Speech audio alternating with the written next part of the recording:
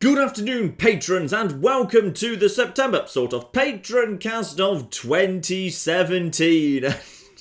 I'm a little bit stressed. I'm going to be honest. I'm a little bit stressed for this one, and there's a few different reasons for that. We'll go into what stresses me out a little bit today before we get into the questions, which is pretty much to keep the channel going at its current rate, which is like. What is it like? Normally, well, I say I aim for 11 videos a week. That never happens. Actually, it's more like 13, then something comes out and it becomes 14, and then there's like live stream highlights, so it's more like 15 or 16, and the actual like live stream as well. So basically I'm always making more videos than I say I actually ought to. I'm always slightly over capacity, and basically because every single one of those is generally like quite long to record, needs to be edited, viewed through, the transitions all checked on it, make sure it's all fine, rendered, uploaded, set up on YouTube, all of that stuff. Basically all of them take a bit of time, so in order to make that work, pretty much I work 7 days a week, which is fine.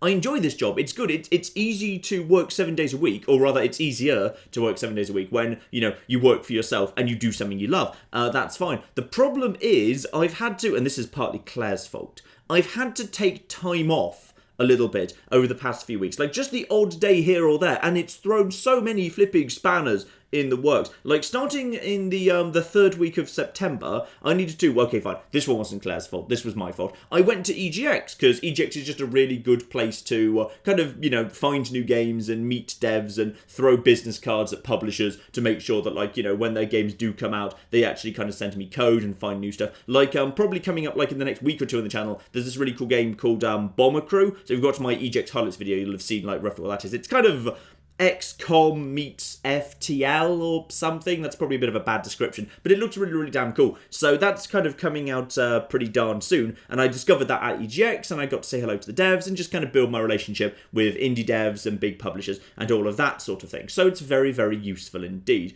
But obviously I need to take a day out to go over to that. But that takes place in Birmingham, and that's in the Midlands, and in the Midlands, in England, that's where I've got a bit of family floating around. So I also took some time out to go and visit my parents and go and visit my sister. So that was kind of like, you know, in the end, that was just like, you know, a couple of days that I wasn't doing work. Then I came back the following week, and this is where it starts becoming Claire's fault, and you are going to agree with me that Claire is a monster after this. Basically, as like a birthday present to me, albeit my birthday's actually in August, but this was a good time for us to arrange it, Claire basically arranged for me to have a day off, including a little spa day. She booked a spa day for us, so we got to go and sit in a sauna and steam and go for a little swim and have a massage and all that sort of stuff, and it was all very, very nice indeed. But it meant I couldn't work. It meant I wasn't working that day, so I resent Claire for it immensely. So I can't believe Claire would do that to me. Claire's a monster, as you can tell. So that was a day I couldn't work, and then soon after that, in fact, actually, while I'm actually recording this, and will they still be? They might still be here when you hear this. I can't remember what day I'm planning to put this out. Probably at the weekend, so I think just they'll still be here. Claire's parents are actually visiting. Claire's French. You probably noticed that at various points. And yeah, her parents are actually in London at the moment. So we're hanging out with them a little bit. I had dinner with them the other night. They're going to come out and hang out with us on Thursday. And Claire's going to go... Actually, Claire's taking an extra day off from her holiday entitlement, and she's going to go hang out with them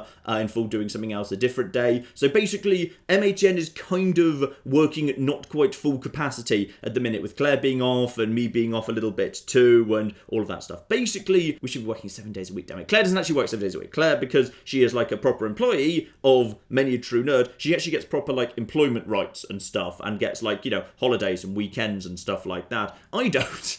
Because I technically, like, I was like, there's like a special weird legal principle. Like, if you're like technically, because I'm like the director of the company that is Many a True Nerd, that's kind of weird. It basically means like I seem to be basically immune from a large number of employment rights. Like, I can pay myself as little as I want, and I can work as many hours as I want, and normal employee protections don't seem to apply, because technically I'm an employee of the... Maybe I'm just assuming that I don't have any employee rights.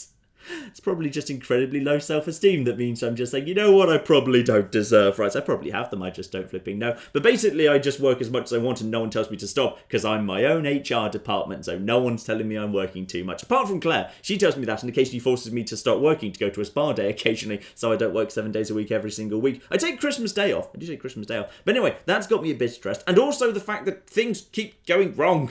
Things keep going wrong in our flipping home, which is kind of annoying. And I took the car to its MOT, and that needed some work doing. That needed its flipping brake pads changing, and the morning I was supposed to take it to its MOT, the first time I had to rebook it, it wouldn't start because the battery needed changing, so I had to pay for the battery to be changed, and now we've possibly got a leaking pipe, so later today, in fact, actually, depending on when he shows up, you might actually hear me having to stop the Patroncast for a minute, and then coming back in order to actually let in a plumber, because that's going to cost more, so... It's just been a really bad month. For some reason, like, stuff just has happened. An awful lot of stuff over the last, like, month has happened. That's all quite expensive. Because, yeah, getting stuff fixed on a car and getting in emergency plumbers to fix pipes and stuff, that's really bloody expensive. So, thanks to you guys. Thanks to you guys, because if we were just relying on ad revenue right now, we'd be bloody screwed. So yes, that's all good. That's why I'm a little bit stressed out this month. So let's move straight on to the question. It's actually been a good month. September's not been as good as August in terms of actual views or new subscribers, and it's been the usual mix of stuff that does work and stuff that doesn't work. Like, you know, say Frostpunk, though technically that falls in October, has been like a massive success over the past few days, and Dishonored Death of the Outsider was actually really underwhelming, which I kind of thought was odd, because it was a very short series, and I thought it was quite good, and I thought I did a good job with it, but that didn't do...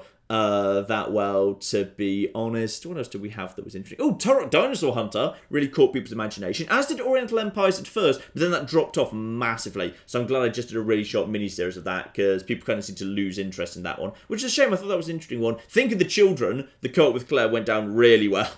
So we're most definitely going to be bringing that down. Actually, Mashinki, the little weird Czechoslovakian train simulator thing, that kind of went down well. I might bring that back as a live stream. So yeah, it's been a good month. Not quite as good as August. August was just, you know, really specially good. But September's been a really damn good, solid month, so that's been fun. Anyway, let's get into some questions, because there's quite a bloody lot of them, like 150 or something like that. Let's start with the... oldest. Let's start with the oldest. Will I ever make more channel trailers? Oh, you're right. I probably do actually need to make a new channel trailer. It's been a while. The last update I made was to bring... I think it was just to bring Fallout 4 into it. And Fallout 4 is like coming up on 2 years old, so that suggests I'm probably well overdue for a new trailer. But actually, making the next trailer is going to be really bittersweet, because I realise it's got too long. Because right now it's over 3 minutes long, and that's too long for a channel trailer. They should be like...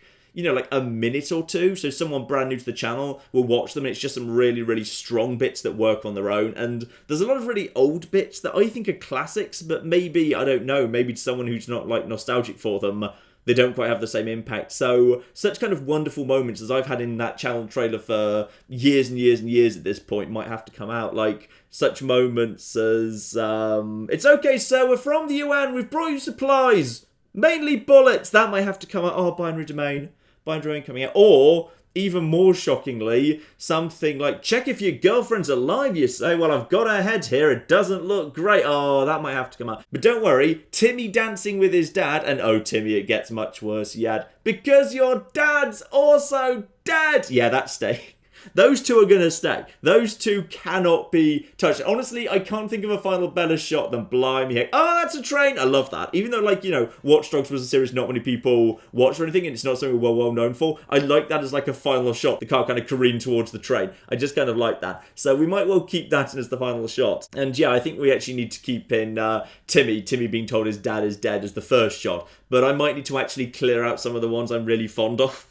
So it's actually going to be a bit sad. It's going to be a little bit sad when I do the next one. But I do need to do that at some point. When will you do any other big RPGs? Oh, that's tricky. You see, the thing about big RPGs is big RPGs are big time commitments. Like, if you want to do a big RPG, you know, that's a big 50-part series, and you've no idea whether people are actually going to be interested. Like, some series start off well, like I was just saying with Oriental Empires, but by part 3, like, 2/3 of the viewership's gone, and all of a sudden it's a really low-viewed video, and, like, not much of the community's actually enjoying it. But if you actually start, like, a big RPG, then as a result, if that happens, then what do you do? I mean, like, I think the safest thing to do is what I did with The Witcher, which is basically say, hey, we're going to start this as a midweek mini-series, and then evaluate it on the basis of that. Like, if it's still got some really strong following at like part 4, then maybe it's safe to be promoted to a full series. Sometimes I just take a leap of faith, like I did with Red Dead Redemption, because Red Dead Redemption I had no reason to believe would like go particularly well, but even though we're into like, I think it's part 15 was the most recent to that by the time you listen to this, that's still doing great. I mean, not spectacular, like it's not getting as many views as a brand new one-off, but for something I'm really enjoying playing that's relatively easy to record and put together as a video, it's actually been going down really, really well. So that was just kind of a bit of a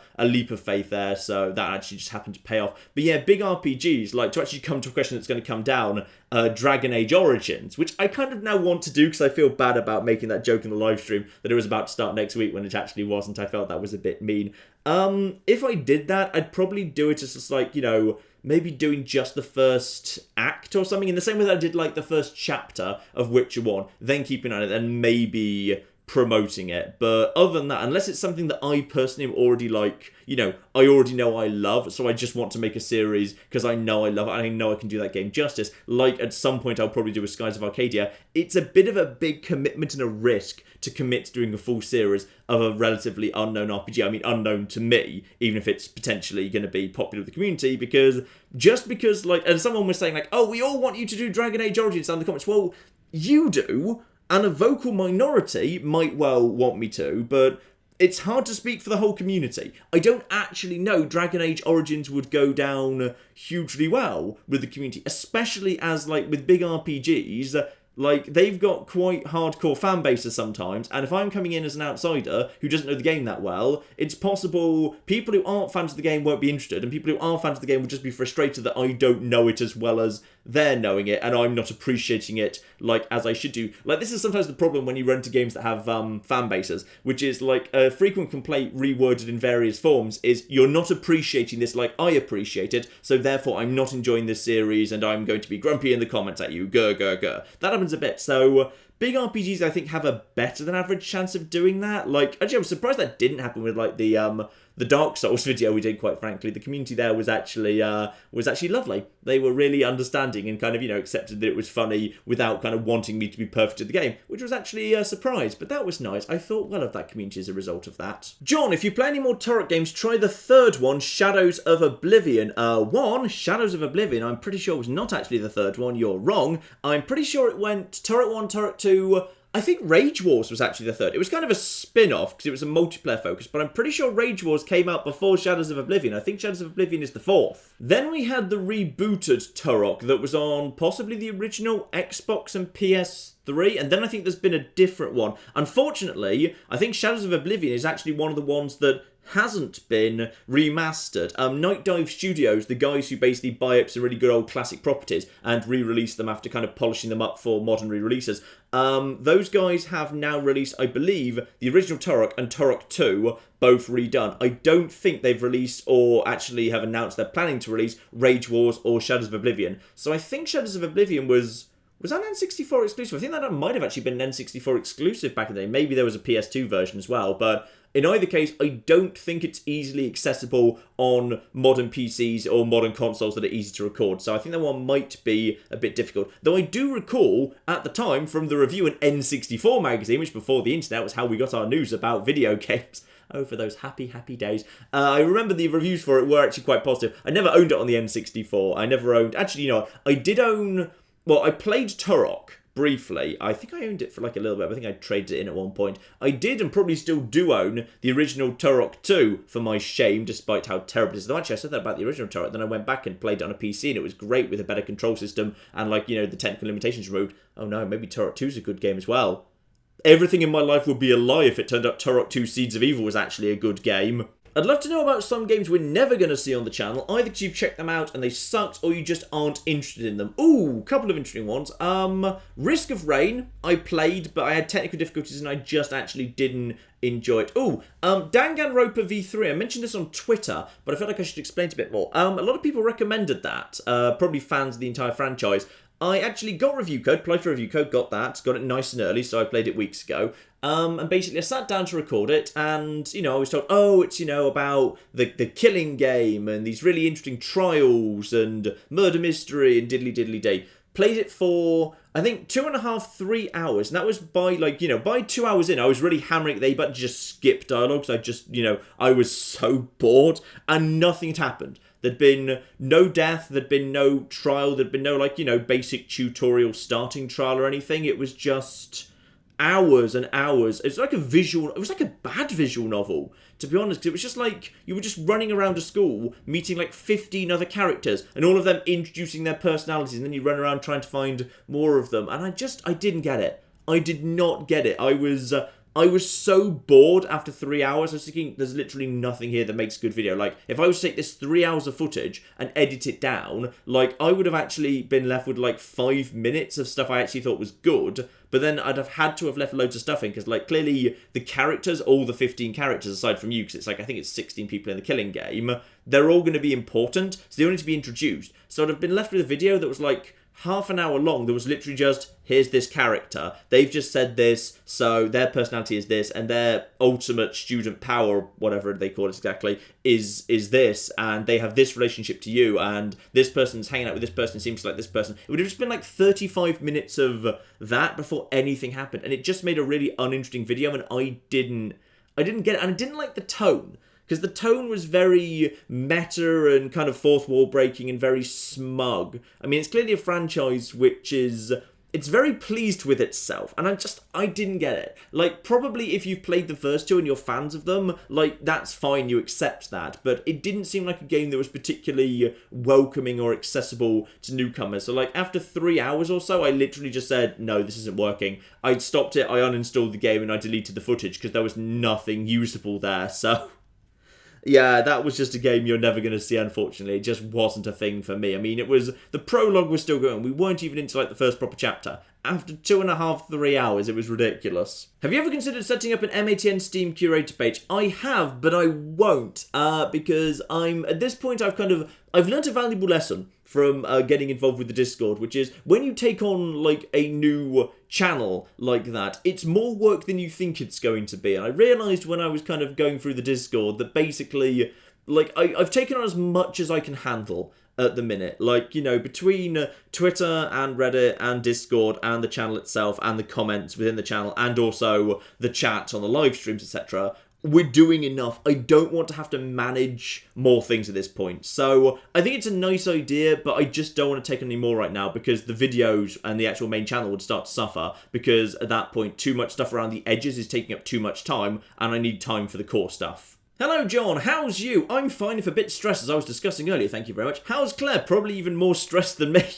Because obviously, yeah, she's actually got to go out and entertain her parents in London. And also, she's kind of, you know, she's got her own projects she wants to do. Oh, the poor thing's working so hard right now. Claire's working really, really hard right now because she's got her own YouTube channel. She runs her own little YouTube channel at the side. So she does a lot of YouTube-y sort of stuff. And her videos take time to make. So, yeah, she was working very late last night. So I suspect Claire is a bit tired and stressed right now. So I hope Claire feels better soon. How's Tabby? Well, Tabby's fine. Tabby's probably not fine. Tabby's also probably stressed, or rather will be momentarily, because when the plumber shows up, Tabby doesn't like it when people she doesn't know are in her space and they're wearing clompy boots, so she's probably going to be stressed too. So we're a slightly stressed household right now. Do you like crime TV shows like New Tricks or Agatha Christie's Miss Marple? Those two, not desperately. I do occasionally like crime TV shows, though actually I prefer them if they've got like a bit of a mystery bent. Like I really like Jonathan Creek, but I mean like old Jonathan Creek, like pretty much just up to the end of the third series. Everything after that, in fact, pretty much everything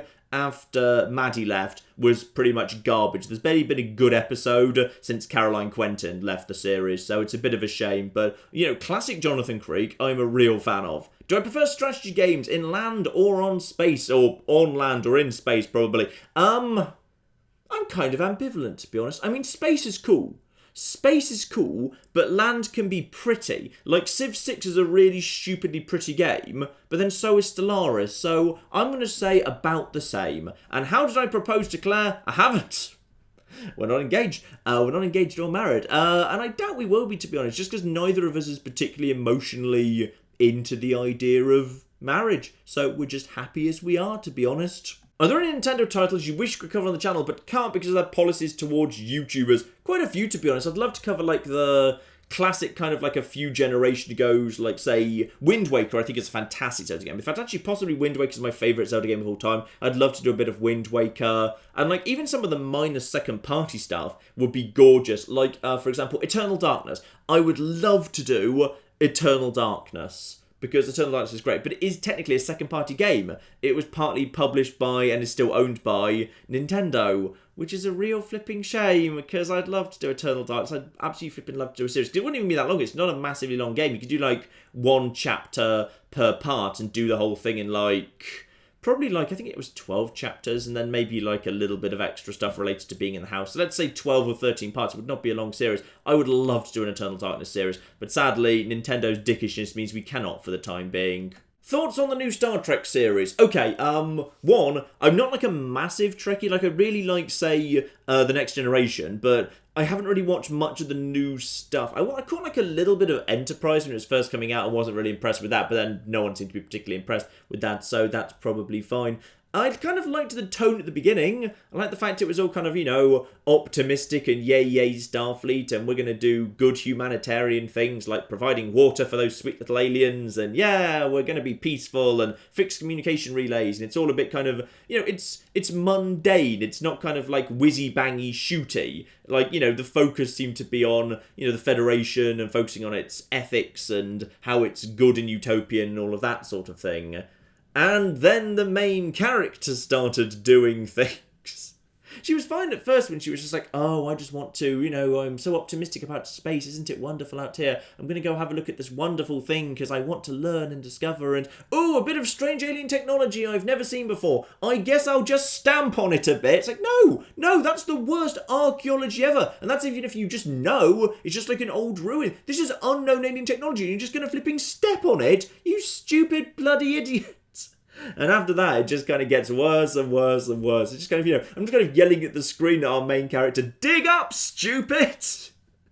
He's just in this baffling position where she's just like, okay, what am I going to do? I know, maybe I can solve this with murder. No, we're not going to solve this with murder. Okay, maybe I'll just physically incapacitate everyone who gets in the way of my murder plan. So, blimey, is there literally any problem in the world that you don't think can be solved by flipping murdering Klingons? When you go and make a cup of tea and there's no sugar, is your immediate response, well, maybe I could murder a Klingon and there'll be some sugar inside them. I don't know. I mean, we can't be sure. We'll just have to start murdering some Klingons. And the Klingons all respect us. The savages only respect us. No. That felt all wrong to me. That felt really flipping wrong. So I'll probably catch the third episode. I haven't seen the third episode yet. I've only seen the first two. But I'll probably, like, me and Claire will probably watch the third, but I wasn't desperately enamoured with our new main character, to be honest. How soon is Fallout 4 You Only Live Once? Probably after a few more little Fallout mini-series that I'll go into, because someone asked after those later. So we'll get into those a little bit later down the line. Now you've played a fair bit of Red Dead Redemption, what are your thoughts on John Marston? I like how he's a total flipping mug. I like how he's an absolute mug and he just kind of accepts it and goes along with it. You know, he wants to find information about a person. He's like, hey, if I do this work for you, will you give me information about this character? Oh, yes, absolutely. Now you just go over there and murder 10 million people. Okay, bang, bang, bang, pew, pew, pew, pew, pew. Right, I've killed those 10 million people. Oh, we would give you the information. Like, we're going to get it soon. We just need you to kill this other 10 million people over there on that train. Okay, fine, bang, bang, bang, pew, pew, pew, pew, pew. Right, okay, I've killed the other 10 million people on the train. Oh, the information, it's over in this building over here, but the guy who's got it's just been captured. So you're going to have to kill 10 million people over in this third. Okay, I'll just... He's such a mug. He's such a flipping mug, and he's such a nice guy about it. But he just kind of, you know, everyone walks all over him, and he just seems to kind of accept it with grumpy good cheer. If I had to kind of sum up, he's simultaneously somehow grumpy and cheerful. And a total flipping doormat. And I love him. I absolutely love him. He's wonderful. You've mentioned many positive changes that Medieval 2 made, but yet you still consider Rome Total War your favourite Total War game. Why do you rank Rome above Medieval 2, despite the many changes you've pointed out? I think there's many things like... They're different. They're just like... Something's just different, but it doesn't mean they're better or worse. It's just a matter of personal preference. So, for example, say... In Rome, units tend to kind of hold in their positions, like they hold in their formations a lot better, and they're a lot more kind of colourful. So to my mind, battles are a lot more easy to read, because, like, you know, a rectangle of units will stay in their little rectangle, so you can move them around a lot more reliably. Whereas in Medieval 2, as soon as the battle is joined, like, individual guys will run out of formation, and they'll take on other people one by one, so the battles get a lot more messy, which I suppose is a fair representation of how battles work. They probably do get kind of messy, and it's hard to control them, but, like, you know, it would just be a matter of personal preference. I like the fact that in Rome Total War, you can more accurately control everyone, for example. Like, you know, and that doesn't mean it's better or worse. That's just a stylistic change that makes the game a bit different, where I happen to prefer the Rome way of doing it. And, you know, there's just little things like, to my mind, Rome is a bit more colourful for example. Rome's just a bit more colourful because it tends to kind of have, in terms of its cities and its units, a lot more kind of vivid colours, as opposed to in Medieval 2 where there's a lot of kind of browns and greys floating around.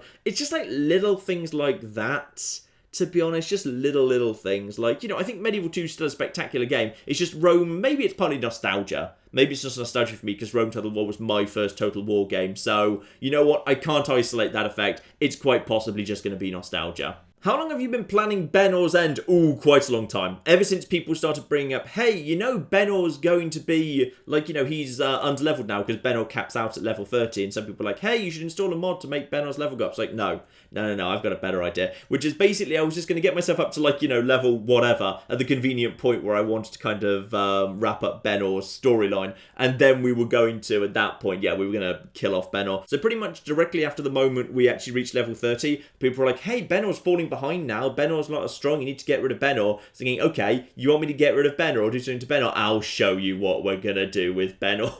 I always did plan that basically I wanted to have the wedding and murder scene in the same episode. I always planned I wanted to do that. I kind of put it off a bit. I kind of originally planned for it to be a bit earlier, because I was thinking also the Thieves Guild was going to be able to be wrapped up a bit more quickly, because the Thieves Guild involved various big journeys, took a couple of parts to get to new towns, because I always like to head there on foot rather than actually taking the wagon. So Thieves Guild took a bit longer than I thought it was going to, which is why it was a bit delayed, but I was really pleased with how it actually turned out in the end. I was very, very pleased indeed. Will you be doing a short series of Dead Money after Lonesome Road? No, actually. Dead Money Lonesome 1 isn't that interesting because, one, Dead Money is fairly linear, so for the most part you'll already have seen it, and actually it's not that difficult to do at level 1 because the ghost people do actually properly scale down to you, so they're actually not that bad at level 1 at all. And then when you get the advanced guns that exist in Dead Money, they're not that difficult to take care of, especially because of the thing that, if you cripple their limbs, then they just kind of instant die from that.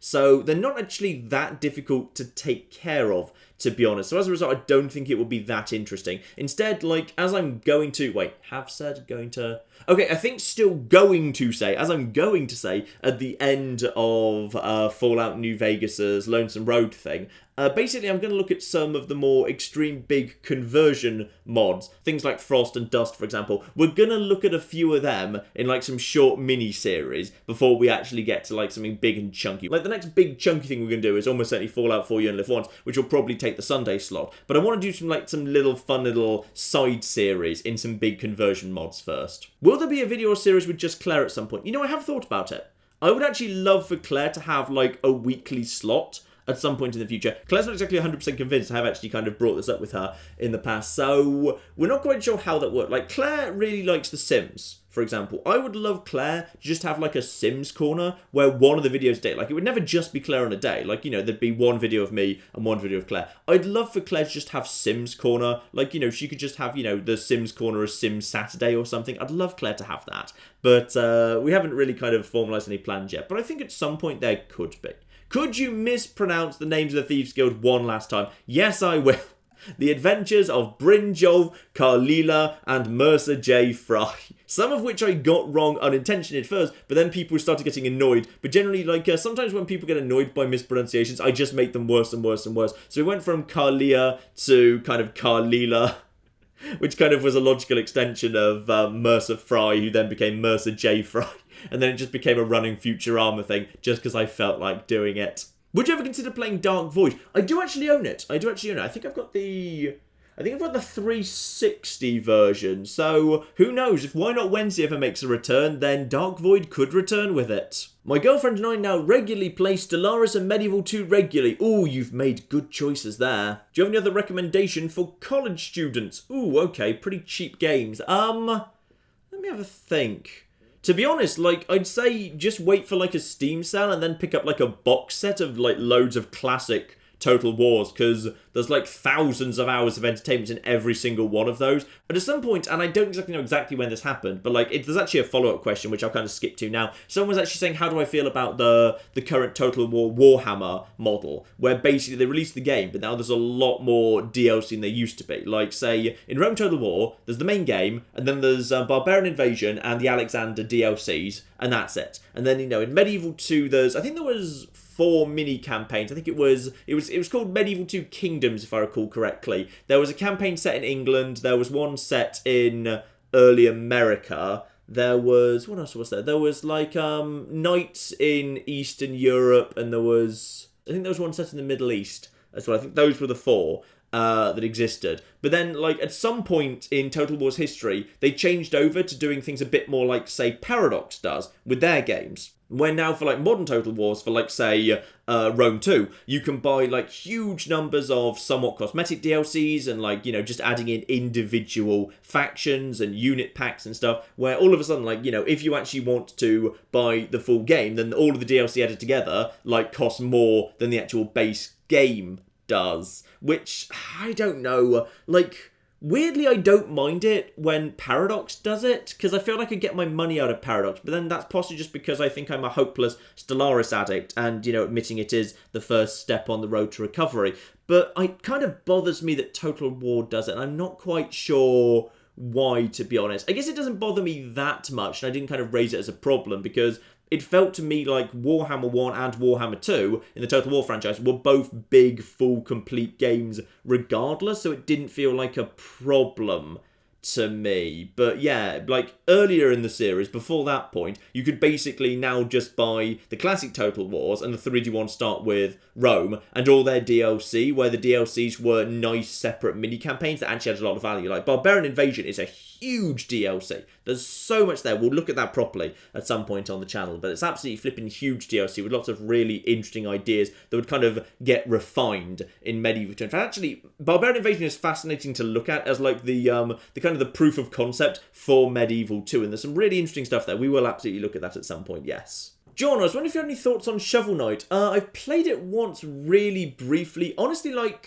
slightly hardcore, tough, you'll die a lot, 2D side-on stuff generally isn't my sort of thing. So, and I try to avoid playing stuff that's not my sort of thing, because if I play stuff I don't enjoy, then it's not really what my channel's about. Many a True Nerd has always kind of been about stuff that I like and love and can get into. So stuff like bullet hell stuff, I just know I probably won't enjoy. Though I'll kind of give exceptions to stuff that, like, you know, comes highly recommended or is a bit different, and I try to approach it with, like, the most open mind I can. Like, in some ways, like, Nier Automata is very much not my thing. A blend of, like, you know, brawler and a bit of bullet hell stuff in there as well. Kind of, well, not really, but, like, a bit in some sections. Like, Nier Automata feels like it shouldn't be my sort of thing, but I really enjoyed my time with it. So, honestly, I doubt you'll see Shovel Knight soon, just 'cause it doesn't really look like my sort of thing.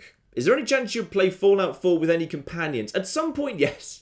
I would imagine I would. I mean, in all fairness, I need to use companions in Fallout 4 You Only Live Once, because you need to get some of the companion maxed out affinity perks, because some of them, like Deacon say, are really, really powerful. So I'm not sure how we're going to handle that, because I've always said that, like, You Only Live Once isn't really supposed to be with companions, because companions, you can kind of use them to attract the enemies, and it makes life a bit too easy. Like, possibly we'll just use the various ways. Actually, no, you can't. Because if I'm going to play on, like, a modified survival mode setting, I can't just use quick save and quick load to, like, go into the super duper mart and basically just use opening and then relocking a save over and over forever to get Deacon to like me, for example. Ooh. Okay, that's going to be interesting. We'll have to deal with that. I hadn't actually put much thought into that, but I will now actually put some thought into that. If you could have a Total War game made, what period of history or franchise would it be and why? You know, I've always said two things to this, which is I'd like a really early Greek one, like the emergence of various Greek civilizations, like, say, 6th into 5th into 4th century BC, where you've got Greece and you've got the emergence of Athens as, well, not exactly a world power, but, like, at least a local power. The Athenian Empire wasn't actually that flipping big. And you've got Persia, and then you've got, you know, the Persian invasions as, like, a little kind of mid-game horde thing, and then, like, you know, the rise of Macedonia and maybe Alexandria, and you could have, actually, probably be wider. You should definitely include, like, Sicily and Carthage in that, because, yeah, Carthage as a major world power would be absolutely reasonable, and, you know, the starting of, you know, some Greek colonies kicking off in Italy, and some of those going on to become factions that will become relevant to Rome, and Rome would be there, it would just be really flipping tiny,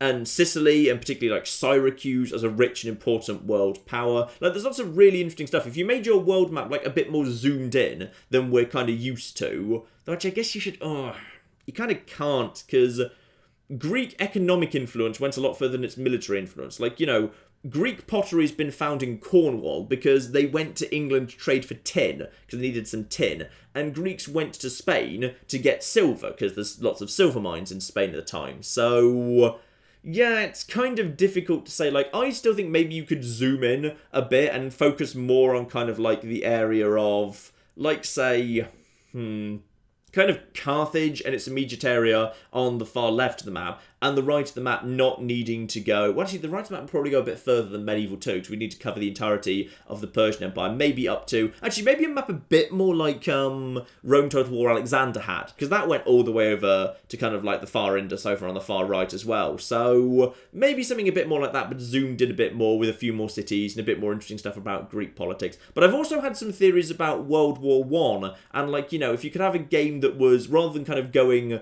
a year a turn, a game that went more like a week a turn, and you actually had it say, you could start off in like, say, 1910, 1912 or something, where all the world powers are poised to go to war, but actually, like, if you played really well, you could actually stop World War One actually breaking out at all, or it could, start early if you deliberately try and trigger it. And, technology, because technology advanced hugely. The technology of war in World War One went hugely kind of from one point to another, from the beginning of war to the end. So many interesting, but also, absolutely terrible, but really interesting technologies kind of came in, and war just totally shifted over those 4 years, which is fascinating. So I think it would be a really, really interesting period to potentially do a total war game. And not least as, like, people sometimes think that, like, trench warfare means there's one trench and then there's another trench. There's, like, there's the Allied trench and there's the German trench, and they're just kind of basically against each other and no one can make any progress. Whereas actually, like, the battlefields were more like interweaving series of trenches where there was, like, there's multiple lines and shellings and aircraft were involved and spotting and artillery bombardments. I think it could be interesting. I think it could be an interesting one, and I'd love to see it attempt to be done at some point. I was wondering if you're aware of Lisa the Painful. I am actually. I've seen the trailer. I can't remember why I saw the trailer, but I think someone else brought it to my attention at some point to go, I doubt it's really my kind of thing, and I'm not sure I could really make a particularly interesting video out of it. Like, I'm sure it's a good game. It's got really good reviews on Steam. It's just, I don't think I could make a good video out of it. So that's kind of why that's not there. And how many attempts did it take to recreate the dramatic showdown in the Skyrim series? Oof. That video took 5 hours of recording to make, and I did it myself. Like, normally, the Skyrim is edited by Claire these days. That part I edited myself because I knew exactly how I wanted it to go. But it took, like, the fight against Benor alone took about hour and a half, 2 hours to do, even though the actual end fight was only like 4 minutes long. Like, I had to redo it over and over again until I got just the right angles and everything was just spot on. Like, there's a couple of takes on the cutting room floor where, like, we get to the final moment and then we shout at Benor and, like, he kind of bounces off the wall but doesn't go over the edge. And then he just gets up and he's fine. Which kind of took the drama out of it. So it took a long time to get that right. I'd say the fight itself was about 2 hours to do on its own. And all the other bits of setup and various other bits that were kind of set up ahead of that were 3 hours altogether. So it was a long thing to make. And another Fallout 4 companion question. If you were stuck with one companion, what companion would you favour being stuck with? I'm going to say Deacon just because the actual power he gives you for being stuck with him for long enough is actually pretty bloody useful. What's your opinion on Planet Coaster? I've played it briefly and I think it's really, really damn good. The problem I have with it in terms of, well, it's not a problem. The reason I don't put it on the channel in like an urgent hurry is because it's very, very difficult, I think, to make something efficiently. Like, it's a game I could happily spend like 10 hours tinkering away at like an individual roller coaster, just decorating it. But the problem is I just don't know if I could make something like, if I had like, say, 2 or 3 hours that I wanted to make a video in, I don't know if I'd have anything good by the end of that. And like, even if I spent like 5 hours doing a live stream on it, and I think it would be quite a boring live stream, so I'd just be tinkering, I don't know how much I'd have at the end of it that was good. Like, it's a game I'd play for myself, but I don't think it's a game I could make a really good video out of. Which is why for videos, I actually prefer Parkitect, because Parkitect's a lot simpler, so you can make things a lot faster, so you can actually theme things and make them look decent relatively more quickly, which I think makes for a better video. So I think Planet Coaster is a really, really damn good game. I'm just not sure if it's a good candidate for making videos of. In your Fallout 4 survival playthrough, Grills is killed by a car in a freak physics accident near Diamond City. What happens if this occurs in Fallout 4 YOLO? I think we'll have a special dispensation where if stupid freak physics accident actually kills me in one go due to a car, then we will be allowed to restart from the most recent kind of sleeping point or whatever. That strikes me as reasonable. Though if a random physics object, like, if I step on something and it just, does me a point of damage or something, then I suppose that's like stepping on a rake and, taking a knock to your forehead from it. So that, I guess we'd say, does actually stand. Do you think there's any chance of any more podcasts at some point? Matt was actually raising this on Twitter very recently. He actually wants to potentially do something like that nature. So, I don't know. Never say never. If Matt does decide to do something, then I would be totally open to being involved if he were to invite me. So, never say never. What would you say is your best gaming memory? Probably beating Ocarina of Time for the first time. And Ocarina of Time, I think, is one of those interesting games, which is, it's one of those games people say, oh, this is the best game ever. And, to my mind, best game ever doesn't actually mean necessarily objectively best game ever. It just means the game that when you played it, you felt it was the best game ever. Ocarina of Time, if you go back now, next to some of the more recent Zelda games, some of it's not aged spectacularly, particularly the overworld. I'd say some of the dungeon design is still spectacular and really, really well thought out, and lots of it's really, really damn good. But I'd say, you couldn't really say in this day and age, compared to some games that have come along since, that, Zelda Ocarina of Time is still the best game ever. But, beating it for the first time, after so many flipping hours, I'd still say is one of my favourite gaming memories. That was just a really special game. If you could reincarnate as a dog, which kind would you choose and why? Labradors. They always look so damn happy. What are your 5 most played games on Steam? I could tell you that, but it wouldn't actually be fair or representative, because there's plenty of games I've played loads of, actually, outside of Steam, before I was on Steam, I played on the CD version. What I can give you is a good idea of, the games I will have put most hours in, which will be Rome Total War will be in the mid-thousands, probably. That's just embarrassing. I played too much of that when I was a student. And then we've got stuff like Medieval 2, which will probably be in the high hundreds. I know for a fact my original play file on Pokemon Diamond is 400 hours, which is very, very high indeed. And that's ignoring all the various times I've played through Platinum, where I don't still have my original file. Basically, Platinum's the one I restart over and over if I ever just have a hankering for the 4th gen of Pokemon. But my original file of Diamond, I think it's 406 to be precise hours on it. That is still floating around. I also can't actually see how to arrange my games in Steam by order of most hours played, unfortunately. I've gone into my own section and just looked up games, but I can only put it by, recently played, all games. I don't see an actual filter system to... Oh, hang on, I might just have found it. Games by... Okay. Games by playtime. Okay, found it. So basically, within actual Steam itself, this is not representative of my true experience. Fallout 4 is top with 392 hours. Stellaris has 132 hours. New Vegas only has 129, because vast amounts of my kind of original runs were on the Xbox 360 version, across kind of various accounts, so that doesn't really count. Skyrim at 105. Hitman, actually, the new Hitman is 102. That's how much entertainment I got out of Hitman Season 1. That game was really damn good value, quite frankly. Rome is at 90, Medieval 2 at 71, and then we're down to much smaller figures, like Mass Effect 2 then drops to 53, and then we're just various games I've just done playthroughs of. So, for example, Dishonored 2, 24, Prey, 23, Sid Meier's Civilization 5 at 23. So basically, at that point, we're just doing stuff I've actually played through and actually done a full series of. But Fallout 4 is actually top at 392 hours. Bloody hell. What relatively accessible ancient Greek play and translation thereof would you recommend to a modern reader? Now, I would say, because this is actually a relatively lesser known one, but it's got a really fun translation. I think it's great. And by the way, you're going to really struggle to find this actually being staged, unfortunately, just because it never gets staged, which is a shame, which is the one surviving full, or almost full, play of Menander, who was basically the father of New Comedy, the thing that came along in the era after Aristophanes was putting on his old comic plays. And the fun thing is, Antiquity just flipping loved Menander. There's various quotes that basically say, Menander was up there with Homer in people's estimation of how good and important they were. But almost all of his work has been lost, and he writes these sweet comedies. And the Discolos, which is the one play we've actually got in full, is... it's kind of like a romantic comedy.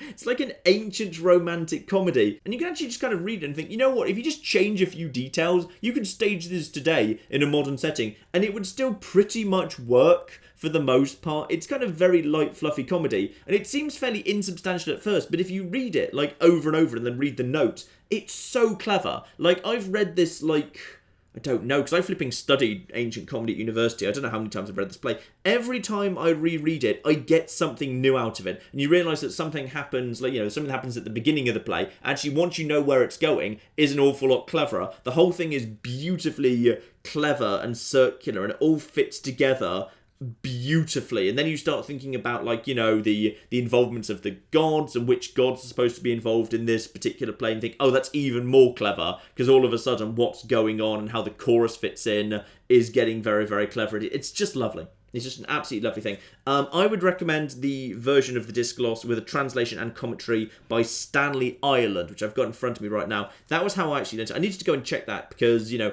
because I did actual proper linguistics at university, basically I made all my own translations. So for the most part, I just used like other people's translations as a guide to help me through it the first time. Then I made my own translations. It's the best way to like understand the play if you translate it in full and use your own translations for yourself. But yeah, Stanley Ireland's edition of Menander's disc gloss, I thoroughly recommend. The disc gloss is a basically never staged but fantastic play, and it's a real shame that modern society, even like the bits of it that do seem to like classics, seem to just completely ignore the damn thing. Have you ever played Magical Diary? You go to a magic high school, you pick classes, pass a few magic tests, and most importantly find a magical boyfriend for the magic school dance. It only takes a few hours. Very well, that gets added to the long list. Could you please pronounce the following words? Oh, this is going to be good. Can you pronounce...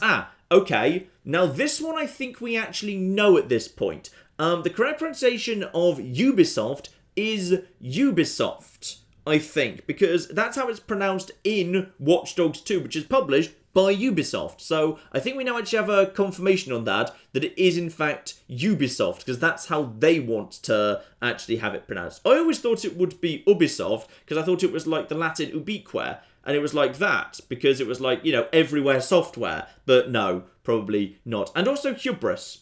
I'm not sure why you're asking me to pronounce hubris. I wasn't aware of a controversy there, but hubris is in the opposite of nemesis. Hubris, nemesis. Hubris, nemesis. And another pronunciation question right next to that one. Can you please explain why Derby is pronounced with an R rather than an sound? Well, it's not Derby, it's Derby. I don't bloody know. Look, that's low down the list of priorities for why stuff is named as it is in the Midlands, alright? We need to figure out why Loughborough's pronounced as it is first. Have you ever considered doing some shorter videos? You know, I have thought about it. Sometimes I feel like if a video goes on to like an hour, I feel like that's a bit too much. Aside from like the extended series, where it's fine.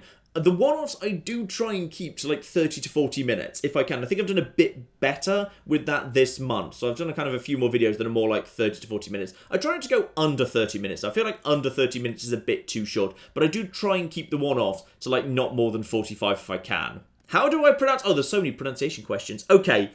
I'm gonna be level with you here because I've been completely caught out. You always just call the island Corsica in Medieval 2 Total War. I do, because I've no bloody clue how you pronounce the town on it, and I'm guessing if I tried, it would go wrong. Like, it looks like it should be pronounced something like Ajaccio, or Ajaccio, or something, but I've no clue how you pronounce that word. So, just you know, let the lie stand. I'm just going to keep calling it Corsica, and we're going to be happy. Which of my videos am I most proud of? Proud is probably part 7 and 8 of Fallout 3 Kill Everything, as well as part 1 of Kill Everything. Because the fun thing about Fallout 3 Kill Everything was, unlike kind of some series where I kind of roughly plan them and I know what I want to do in each part, Fallout 3 was mostly entirely improv, especially in the early sections. That was just all improv. So like some of the best moments of Fallout 3, like cutting apart the Overseer in Vault 101 and dragging all the different body parts in different rooms to see which one the Grieving Armata followed, and the whole business in Andale,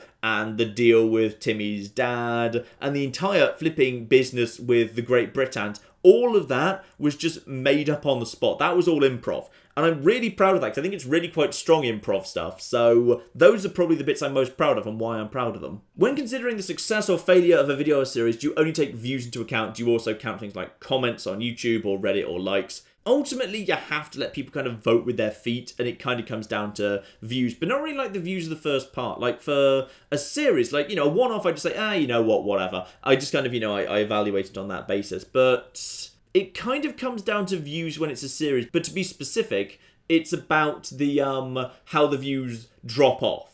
Like, if you do a first part, you do a second part, and, like, the second part has 2/3 of the views of the first part, that's a really, really damn good start. If, however, like, by part 3, like with Oriental Empire, as I was saying earlier, you're down to 1/3 of your viewership, then that series is going to be a bit of a flop, because most people, when it was new and it was something exciting they hadn't seen it before, they're like, oh, I'll check this out, but then they didn't like it enough to come back. So it's more about, like, retention, what you'd call retention, I guess, which is how many people who watch the first part choose to stick around for the whole series. Because by the time you get to about part, 4, after that point, pretty much everyone who's watching part 4 will watch part 5. So as long as you can get enough people through that first little curve, then you're all right. And kind of, generally, I only let things that have kind of had a good part 4 actually carry on. With some exceptions, like, I do find it weird, actually I find this really weird. I don't know why people, or rather, like, why the viewership for the Warhammer Total War games is not higher than it is.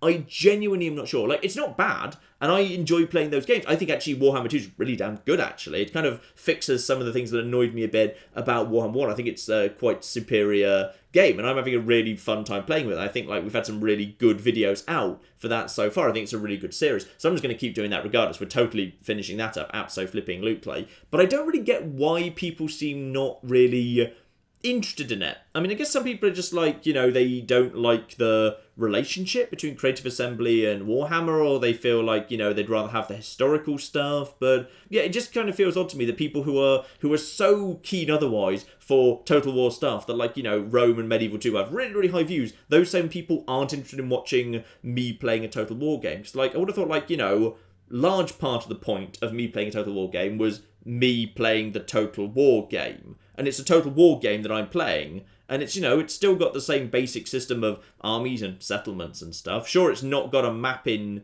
Europe, and the units are a bit more fantastical, but other than that, yeah, I don't quite get it. I don't quite get why some people don't want to watch that. It just kind of confuses me a little bit. I kind of expected it, because the 2 preview videos I made for Total War Warhammer 2, the ones I recorded at Creative Assembly's house, were, they were fine, but they weren't massively viewed or anything. So, yeah, it's just a bit of an odd one, really. What's your opinion on NerdCube's post-hiatus videos so far? They're very interesting, aren't they? Like, it's a really interesting blend. Like, I think the Tiny Town one is my favourite.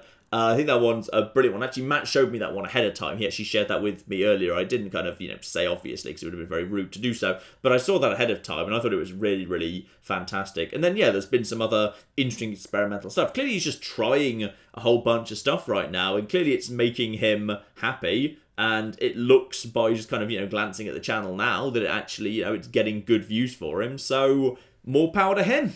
He's doing some interesting new stuff, and it seems to be working for him. So, well done to those guys. What was the last game you played for fun without recording it? Well, that's kind of difficult, because I've played a couple of games recently that I wasn't actually recording, but that's normally because I'm doing setup. Like, I've played a bunch of FTL while videos were rendering just for the sake of unlocking ships. So technically it wasn't being recorded, but it wasn't actually for fun either. It was because I was actually kind of trying to unlock all the ships. So when we do the next FTL stream, I'll have, like, the full selection of ships that we can actually select, with the exception of the crystal ship, which I can't be bothered to just kind of grind for, because it seems to be just complete potluck whether or not you might be able to get the actual bloody crystal ship. So screw the crystal ship, quite frankly. But in terms of an actual game I was playing for fun, I wasn't playing for a video, or for setup for a video, or to unlock stuff for a video. I don't know. That's sad, isn't it? I genuinely don't know. That doesn't mean, like, I don't have fun. Like, I have fun playing games, even if it is videos. I have fun playing games. Like, I had a lot of fun playing FTL, unlocking all of the ships, but it wasn't being recorded just for fun. I was doing it for another reason too. But in terms of, like, what would it have been? I genuinely don't know. I actually have no clue, because just about everything I do with some view to it being potentially a video in future. So the answer is I don't know, and you might find that sad. I personally think that's perfectly acceptable, because I just enjoy games in a different way now. I enjoy games while I'm making videos, rather than instead of. Could you set up a community stream on games like Fortnite or Payday? I could, but the interesting thing I kind of learned, I need to kind of really think about how to do community streams. Like, the community stream we did last time with OpenRC2 didn't go that well. Like, it wasn't that viewed, and the people who weren't involved didn't seem to enjoy it that much. So I feel like it was maybe a mistake to do that as a live stream and a community play day. I feel like maybe instead what I should do is I should do like I did with the original GTA 5 on PS4 Playday, where we do the Playday and then what gets uploaded is like highlights from it, because I think the highlights from the GTA 5 Playday are absolutely flipping hilarious. I think it's almost a crime that video actually doesn't have that many views in it, because it's hilarious. Like, I don't think I've ever laughed harder in a video than I did at the chaos at the airstrip, where we're all trying to get inside the plane, where we're at the second airstrip and everyone's trying to get in the plane. Like, I basically couldn't breathe because I was laughing too hard. That was just perfect. It's a beautiful, beautiful video containing me laughing an awful, awful flipping lot. So I think it wouldn't be a stream. I think the next kind of play day we do will be not streamed, but I'll put highlights up. I feel like that's the way we're going to do that, I'd say. Have you ever heard of or read Revelation Space by Alistair Reynolds? Think gothic body horror mixed with the threat of the Reapers a la Mass Effect. Ooh, that does sound fun. But no, I haven't actually heard of or read any of those. Right now I'm actually doing to answer a question that came out further down, so I'm just going to skip to a further down question as well. Someone was asking, because I referenced Pratchett at some point, have I read the Discworld novels? Not all of them. Like, for example, the Tiffany Aching ones, I never really got into those, to be perfectly honest. But I'm actually literally in the process right now of doing a quick reread. I was just kind of been rereading all of the Vimes books, the Guards books, right now. So I finished Thud very recently, and I'm close to the end of Snuff right now. Thud, actually, I didn't really enjoy that much the first time. I really appreciated it on my second read-through. Whereas, actually, weirdly, Snuff I really liked on my first read-through ages ago, but I've just reread it now, and actually I consider it a bit weaker than Thud. So interesting how you kind of view on things changes on your second read-through. What's your opinion on Paradox grand strategy games like Crusader Kings 2 and Europa Universalis 4? My view is at some point, probably in the new year, once we're past the ridiculous glut of games that are coming out right now from now until, like, end of November or December, is I think we will do Crusader Kings 2 as a live stream series, and then we'll take that file and we'll move it forward into Europa Universalis 4, and we'll take that file and we'll move it forward into Victoria, because as I understand it, you can basically play one continuous empire all the way through, which I think sounds flipping hilarious. And one person who's requested this month's Tabby pictures, I've got terrible news. Like, literally just before I sat down to record this, Claire advised me that we couldn't actually do the Tabby pictures this month because the camera we actually use to take the Tabby pictures is screwed and our phone cameras are really, really poor quality. So this month there is not Tabby pictures, but we will make it up to you. Next month there will not just be Tabby pictures, there will be a Tabby video. Now, admittedly, Tabby spends a lot of time asleep perfectly still, so the video will probably may as well be actual, like, you know, static screenshot. But if we can, we'll film Tabby doing something cute, and we'll put that up next month as compensation. Have you ever listened to the History of Rome podcast by Mike Duncan? Actually, no, I haven't. So I'm afraid I can't comment on the style of presenting the material. Are there any other podcasts you'd recommend? I'm not really much of a podcast listener. Claire loves podcasts. Claire's kind of always wandering around with earbuds in her ears and a podcast on the go. I'm not really much of a podcast person myself. In terms of, like, ancient history that's a bit more accessible in a kind of a digestible format, I do like the Extra History guys. I mean, okay, sometimes they oversimplify things a little bit, but they've done some really fun stuff in the classics, and that's a YouTube series, by the way. Have you tried Tooth and Tail yet? I haven't. I did look at it. I looked at the trailer on Steam. Honestly, I didn't quite get it. Like, I've had a few people saying I should check it out, but it's not like been, next to a lot of stuff, it's not been heavily recommended to me. I don't quite get it, to be honest. I mean, I've looked at it, and I've looked over and I considered it, and I think when it was actually just about to come out, Claire flagged it to me as an option for something that we could request review code for and potentially play on the channel. I'm not convinced, sorry. I mean, there's so many games in the minute that I want to be covering, like this last week we had Frostpunk, which was brilliant, and then Carried Away, which I think was just absolutely flipping fantastic. Like, there's so many good indie games coming out right now, we just don't have time to cover everything. So I think Tooth and Tail, maybe it'll show up at some point, but I'm not in a hurry for it, to be honest. Can you please say Bowyer just for once? There you go.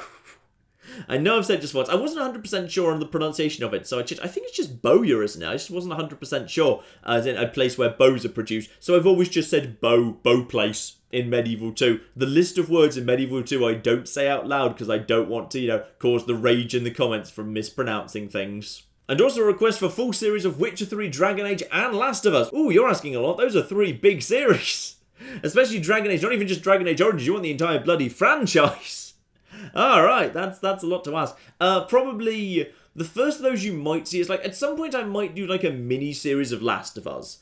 Not the whole game, but I might do a mini-series of Last of Us. That's probably the one you'll see first out of those. John, do you listen to much music? I do, but actually, like, I just listen to music at random times. I don't have, like, a proper hi-fi or a CD player or anything like a CD player. Bloody giving my age away with that. Bloody hell, I bet no one's got CD players anymore. Right, so I don't even have, like, an MP3 player or anything like that. I've never really listened to music on my phone. Like, if I'm on the move, I read, rather than actually kind of listening to music. So, like, if I want music, I just put music on in the background. I listen much more often, actually, to video game soundtracks than to actual, like, current bands and stuff. So I just listen to anything going, really. And also I like having just classical music on. Like, if I turn on the radio for some background noise, I will very often just have it on Classic FM, because clearly I am old. Hi John, I'm planning to do a Fallout 3 run where I'm not allowed to buy or sell anything, and I also have to kill all traders I run into. Any suggestions on character build? Tips in general, probably... yeah, crafting would be quite useful. You won't be able to get, like, powerful guns early by purchasing them from shops, so you'll have to, potentially crafting some powerful stuff might be of use. Repair being high, so you can kind of keep guns in good condition without actually being able to take them to stores for repairs, or buying extra guns, kind of cheap guns that are in low condition from stores to repair would be quite useful, so you probably want to keep repair high. No particular build, really. Just a standard build with a decent amount of endurance should be fine. You'll come under fire in towns a bit more often, so as a result, yeah, you'll almost certainly just want to maybe a bit more endurance than usual. But basically a standard character should work pretty well for that. What is the revenue share of YouTube Red viewers? I don't know. The thing is, when someone is a YouTube Red person over in America or a handful of other countries that have YouTube Red, then the share of the revenue, which I believe is, I think it's 70% of Red revenue is divided among creators and 30% goes to YouTube, because generally outside of ads itself, that's the ratio YouTube uses. Then it's divided by minutes watched for the actual videos that person's watching. So I don't know what share of your Red revenue, if you're a Red viewer, I'm going to get. But I think it's, yeah, broken down out of time watched from the 70% left after YouTube takes its 30%. I think, but I can't actually tell you exactly how much is going to come to me, because that depends how much you watch. I've noticed the occasional Portal references in your videos. Have you ever thought of doing a Portal 2 playthrough? Ah, fun fact! I already have, it's just not on my channel. If you search for Many a True Nerd Portal 2 co-op or something like that, you will actually find on, I think it's on Unofficial Nerd Cubed Live or Unofficial Highlights Cubed, one of those two channels, you will find that Matt and I played Portal 2 co-op. So there is a video of me playing Portal 2 co-op, it's just with Matt and it's not on our channel. Have you ever heard or played of the Journeyman Project series of games, in particular the third installment in the series, Legacy of Time? Actually, that's completely new to me. Apparently, it involves being set in the future, focusing on time travel, the idea of keeping law and order in that world, and is a point-and-click adventure. The problem is I was never really desperately into point-and-click adventures. Like, when point-and-click adventures were big, and the adventure game was big, I was more into strategy games. Like, that was the same sort of period I was really into, say, Roller Coaster Tycoon 2. For example, and mainly I was a console gamer at that point. My PC wasn't particularly powerful, though admittedly you didn't need a powerful PC to be playing adventure games, sure, but I was still at that time more of a console gamer, so I was probably, was that the Super NES or the N64 period? That was probably late Super NES, early N64 period, if I recall correctly. Actually, if it was, that would probably be more Super NES period.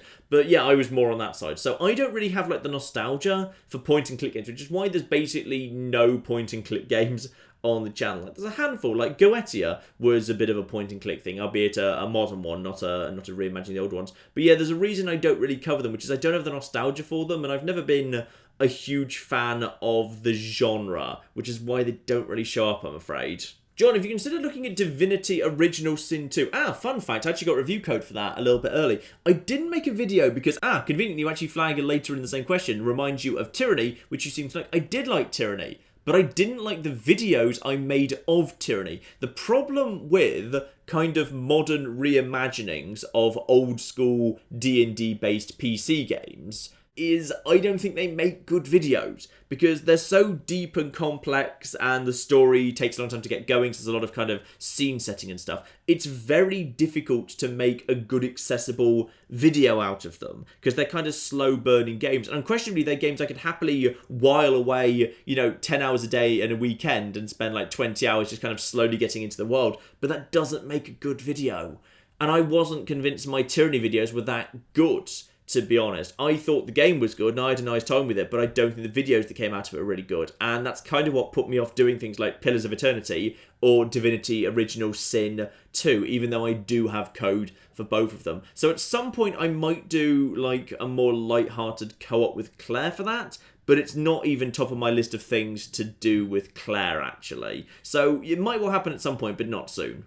Someone's brought up something very interesting, which I think is actually a good thing to discuss, which is the live streams and the super chats and what have you, which is there's been a perception in the streams, for example, that like the chat doesn't get enough attention compared to the super chat. This is a really interesting logistical problem that we have, which is while we're live streaming, like multiple things need to happen. Probably about, I'd say 4 things need to be happening simultaneously, which is I'm playing the game and the game needs to progress. So people who are just there to just literally watch a game being played, the game is actually carrying on and they're experiencing the game. I need to commentate the game because I imagine people who are there to watch me live streaming probably like me commentating over things. So I need to commentate and talk over things that are actually happening. However, because people have shown up to the live stream and they're actually wanting to chat, there's a chat going by, and depending on the live stream, like there were 4,000 people watching the Skyrim live stream, there's a lot of chat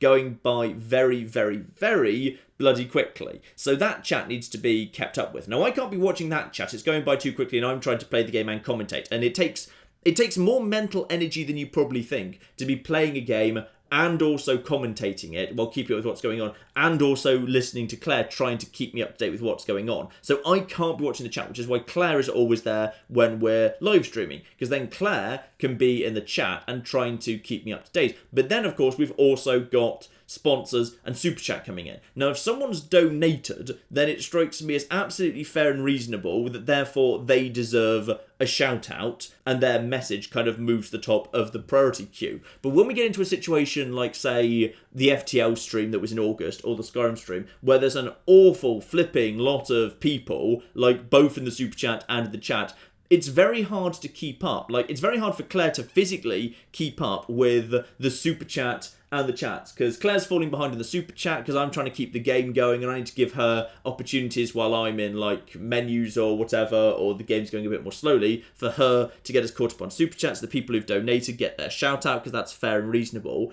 But once she's done that, I want to get the game going again, because me, from my I'm putting this together as if it was a video point of view, I need to get the video moving. So then I want to get straight on, and Claire doesn't have the opportunity to keep up with the chat. And Claire's also busy trying to deal with the super chats and stay on top of them. That means she can't always be in the chat 100% of the time, because her attention's divided between the super chat and the chat's moving so quickly, especially when it's one of the busiest streams, it can be hard to keep up. Like, I guess like the logical solution is we need like more people, but that's what we've got Thomas for.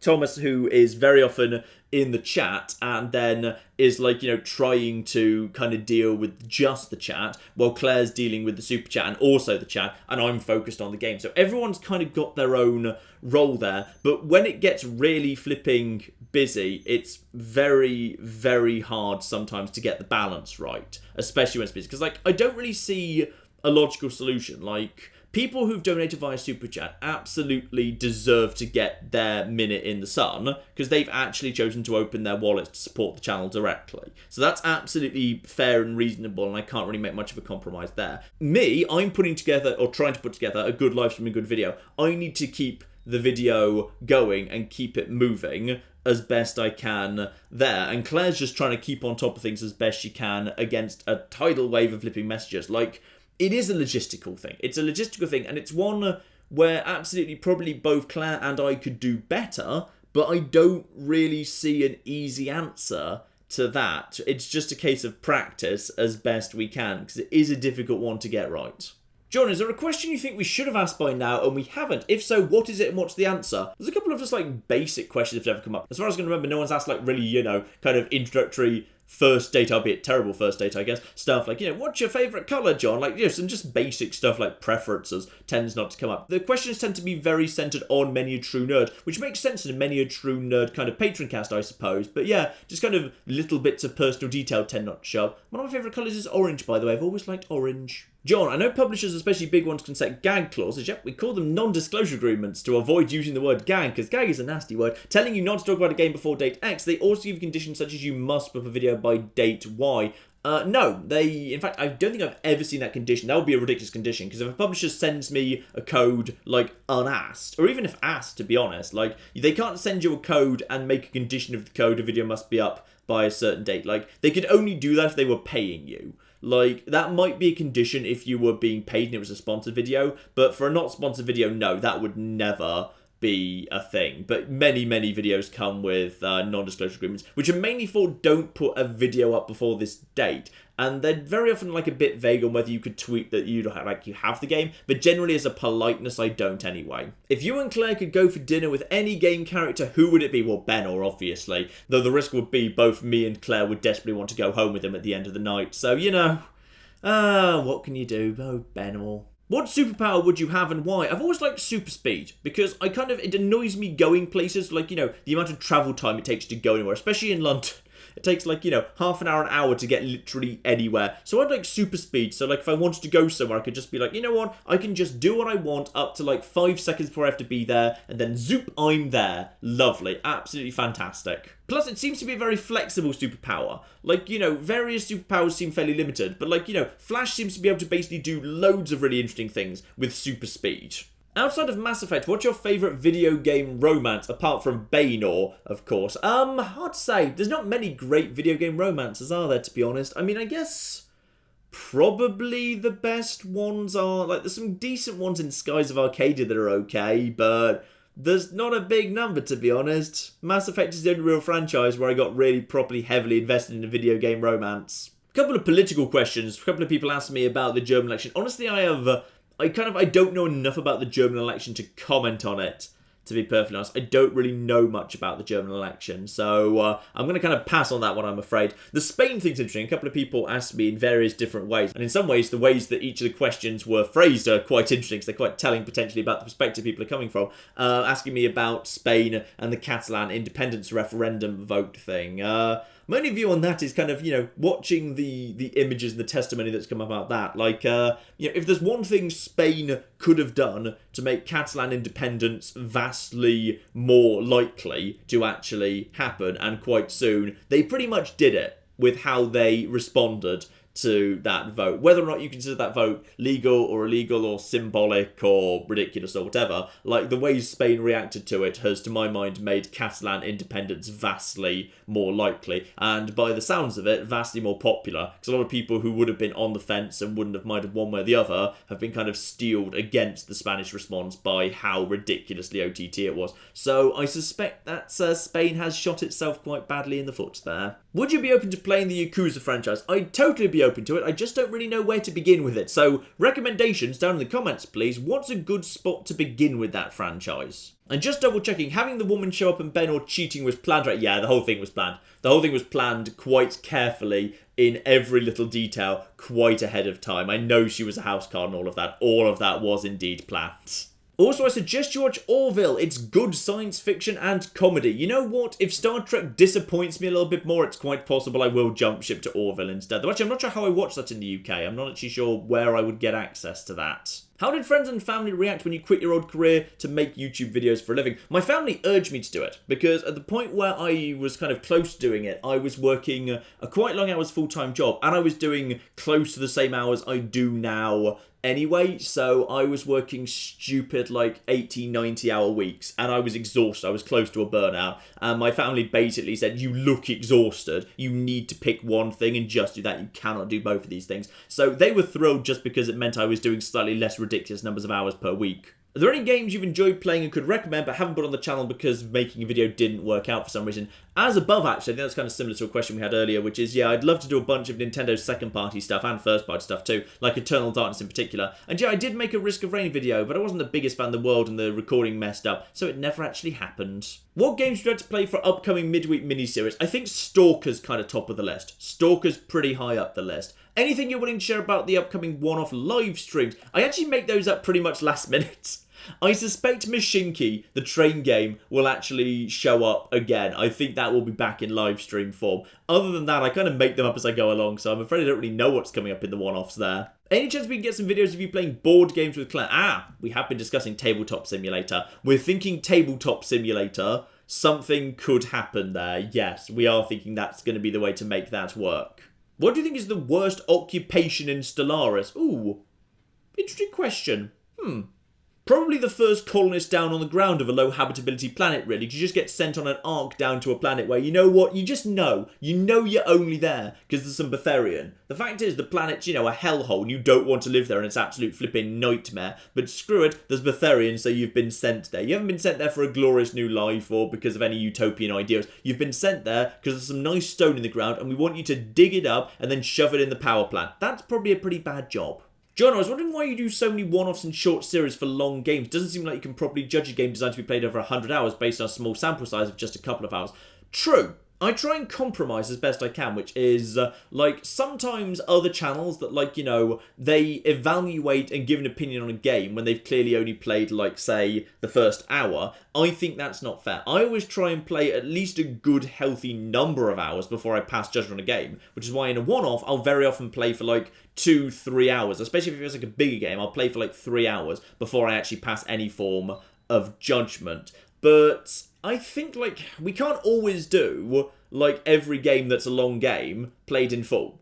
Because people get bored and are disinterested, and I just don't have the time for it. Because long before I finish that game, another long game is going to have come out. So we can't do everything. So we either boycott every game that's a long game, or we just make compromise and say, I will play enough of this to hopefully get to grips with it enough that I can pass at least a somewhat informed opinion, or we just don't do it at all. So I think we're better off in the position we're actually in. If you could turn yourself into an object, Pickle Rick style, what would you become and why? I'm going to say a very heavy cube. Because what we've learned from Pickle Rick is you don't want to be something that's light and can easily roll away, because that's where trouble lies. But if you're just a nice, solid, heavy cube that no one's going to be able to move easily and cannot roll or anything, then I'd say you're in a much better situation. So I'm just going to say, nice, heavy cube John. I think it's fair to assume you enjoy roguelike games. If this is true, could you list one or two you think are worth looking into? That's some good stuff I haven't really kind of put much up on the channel. Like, some games are sort of roguelites, I think the term is there. Some of them are pretty good. Like, I've never put Neo Scavenger on the channel, but I played that briefly before, and I thought that was a pretty damn solid game, actually. FTL is another obvious candidate, and kind of roguelike, but also roguelike card game RPG thing. Thea the Awakening, which I've played before, never been on the channel yet, it will be on the channel at some point or other. That's a good game that's sort of roguelike in some ways. Have you ever played any of the games like Dwarf Fortress or Ancient Domains of Mystery? No, actually, I've never really played Dwarf Fortress much. I've played it really briefly, but never really my thing, I'm afraid, so I don't think you'll necessarily see that on the channel. What's my favourite board game published by Fancy Flight? Ooh, I can't remember what is or isn't Fancy Flight here. Hang on, I need to look those up. What I've just discovered from going over our game collection, I didn't realise that before today, is we're not big fans of actual flipping Fancy Flight games in this household. Unfortunately, just about all our favourites belong to, like, Z-Man games or Rio Grande, or we barely own any flipping actual Fancy Flight games, and none of our regular circulation ones are Fancy Flight games, like the Civilization board game, Sid Meier's Civilization, the board game. We own that, but we've played it only like a couple of times, and, well, mainly because it's a really big commitment, and it's quite complicated. Yeah, unfortunately, yeah, it's really not our favourite producer of board games at flipping all, so sorry about that. Unfortunately, all our best games are not actually made by Fancy Flight. Hi John, what is the correct pronunciation of arguably the most famous Roman, Julius Caesar? Well, actually, Julius Caesar is just the anglicised version. Classical Latin does indeed have a kind of a hard CK noise, so Kaiser is almost certainly correct in Classical Latin. Hi John, I'd like to suggest another game, Little Inferno. I'm familiar with Little Inferno, or to be precise, I saw Dan play it, so I thought it looked actually very attractive. I thought it was kind of cool, but honestly, it looked a bit limited to me. Like, I always feel like I need a game to have a certain amount of, like, openness to it, and Little Inferno, where you're basically just burning things, it didn't feel like it had enough there to make a video. Like, I felt like having watched Dan's video, I pretty much had seen everything there was to see aside from some incidental details. So, I'm not 100% sure about that one, I'm afraid. Who's your favourite character from the Fallout series? Moira in Fallout 3. I love Moira. She's so happy and optimistic about how bloody crippled you are on account of her experiments. John, you plan to finish Mass Effect Andromeda playthrough on E4? Ooh, I kind of planned to already. That live stream I did was supposed to finish it off, but then everyone was like, no, you need to do this quest and that quest and the other quest. Right, we'll do another live stream to finish off Mass Effect Bloody Andromeda at some point. Considering how much you enjoyed the older Total Wars and how much you seem to be enjoying Warhammer 2, is there any reason why you haven't tried the more recent ones between them?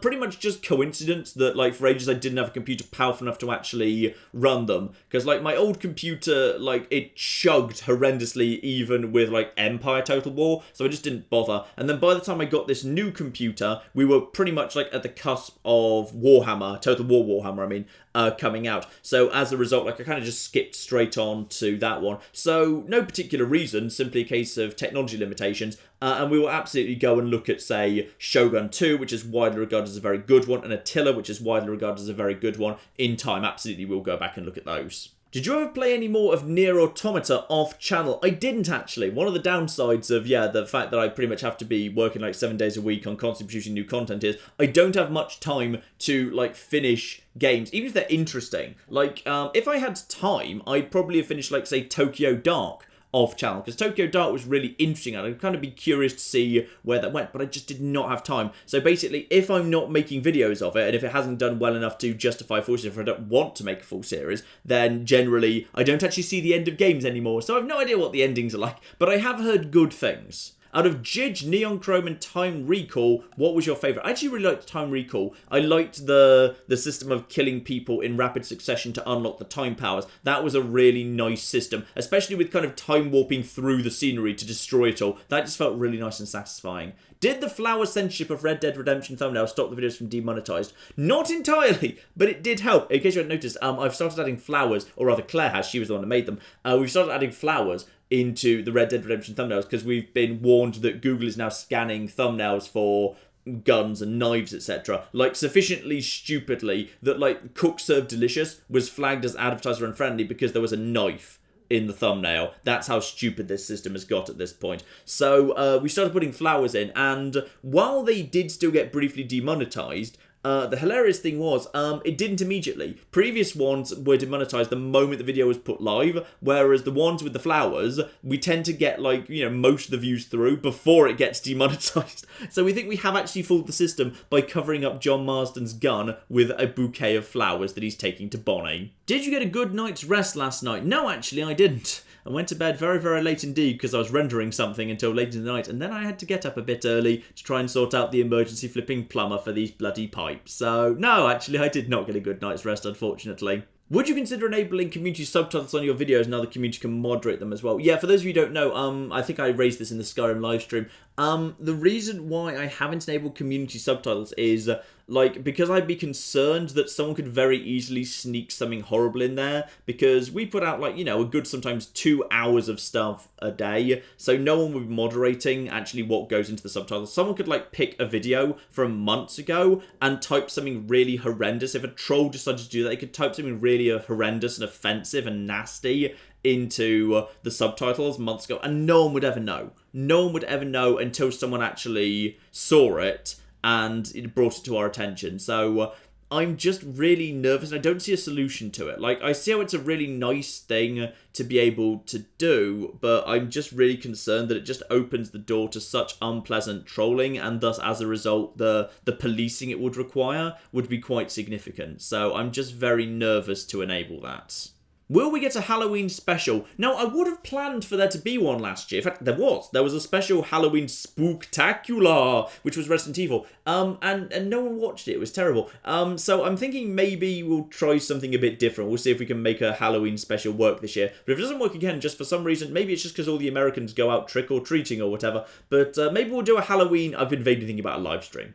Have been thinking about a live stream, gonna be honest. Some form, not like a jump scare game, but some form of maybe like a psychological horror game live stream on Halloween. That might be fun to do. An extra question, hopefully you noticed it. Heard about Total War Arena? I have, but honestly, like, it feels like it's not, like, I've got so much Total War I could already do. Like, a spin-off like that, because I do consider it like a proper, just a full spin-off that's not really part of the main franchise. I don't think it's necessarily of core interest to me. In Bethesda games like Skyrim and Fallout, the character progression always seems to follow the same pattern. On a high difficulty setting, early game is a struggle, you level up and the mid game becomes less of a challenge, and finally in the mid to late game you become overpowered, it's all a bit too easy. For you, is this part of the appeal or something to fix? I imagine it's actually not intended as a feature. I imagine it's a bug, not a feature, because game balance is hard, especially when there's huge numbers of different upgrade paths that you can take. And the thing is, the game's got to be balanced for the average player. Because, like, if the game was balanced in such a way as you absolutely had to min-max everything just to survive and it was still difficult, then, like, the vast majority of players, like 99% of players who are more casual than that, would just be destroyed. And I guess you could argue that's what the high difficulty setting should be for, where you absolutely need to min-max. But I suppose that's, you know, they did bring in survival mode, which is one step up from very hard, so I guess you could argue that, you know, they've tried to deal with that as much as they can, but I actually like it, in the same way that this is something I've always liked about the Far Cry series, which is, you start off as, like, you know, a desperate person just desperately, you know, snivelling around and sneaking through the bushes and trying to survive, and everything kills you in one shot, but by the end of it, especially like Far Cry 3, to my mind, you are an unstoppable, ridiculous Superman that can just murder everything in front of you. Far Cry 4 did this too, I suppose, but I think Far Cry 3 is the better example in some ways, so I just think I actually kind of like it. I especially liked it in survival mode, where you started off where, you know, you were terrified of bloat fries and we were just kind of sneaking through the fog, desperately trying to avoid everything. And by the end of the game, we were just kind of showing up in flipping vertibirds and then hopping out in power armor and gunning everything down with our mega weapons. I just like that as a transition. I think it's a nice storytelling thing. Hi John, what are your top 5 games and worst 5 games of 2017 so far? Can't wait for Excel at 300,000. Oh, blimey. I'm still not decided. Like, I won't make my mind up till the end of the year, but I'll say that actually, like, right now Arcane Studios is looking good, because I really enjoyed Dishonored Death of the Outsider, albeit it had a very weak ending, but it was generally a very solid game, and I really enjoyed Prey. So both of them are looking good for some really nice high-up positions. How do you de-stress? I wish I knew. Right now, I really wish I knew. Claire forces me to stop working occasionally. That's how I de-stress. Right now, I'm too stressed, so I don't know how to de-stress. Which series was the most enjoyable to record? Rome Total War was a pleasure. I absolutely enjoyed playing Rome Total War. Not just because I love playing Rome Total War. I really got into the storytelling of it. Rome Total War was the most enjoyable series I've ever recorded. Coaster news. Still in progress. Still in progress. We've seen some designs. We're working on it right now. The coasters will be here before the end of the year. Hi John, first time Patroncast commenter. Hello there. Love the channel. Really fun playing werewolves. Yes, Claire did indeed play werewolves with some of the Discord people recently. That was fun. I'm sorry I shot her twice. Oh, Claire, we found the person who shot you twice. Will you come and play Tabletop Simulator in the Discord at some time? Well, I have been thinking about doing something like that. I've kind of got something in mind. The thing is, like, it's quite a big time commitment for something that's for a relatively small number of people. That's why when I want to do the play days, I want them to be big games where I can have as many people in them as possible. So possibly at some point, but arguably I probably, like, will and should prioritize bigger stuff where more people can actually get in. Because we managed to get, I think, like 30 plus people in OpenRCT2, which I think is more than we could ever have in Tabletop Simulator, so we'll have to see about that. Do you ever plan to do more Fallout 3 stuff? Never say never, but I don't have anything in mind right now. Do you always wear trousers while recording videos? I believe so, yes. I can't think of a counterexample off the top of my head. John, you're a fairly learned guy when it comes to some historical periods, like the ancient world. That being said, I've noticed when it comes to more recent borders and politics, say 1700 onwards, you very occasionally stumble on the facts. Would you say you have a historical blind spot? I always say the same thing here, which is in terms of my historical knowledge, there is indeed a blind spot for me. It's basically from the fall of the Western Roman Empire to the Spice Girls in 1995. Anything between those two, things get a bit sketchy. But, after 1995, or before the fall of the Western Empire, I'm actually pretty generally quite good. That's slightly exaggerating the case, but it's what I tend to say, and I think it's fairly accurate. John, why don't you name your enchanted weapons in Skyrim? It's because I forget.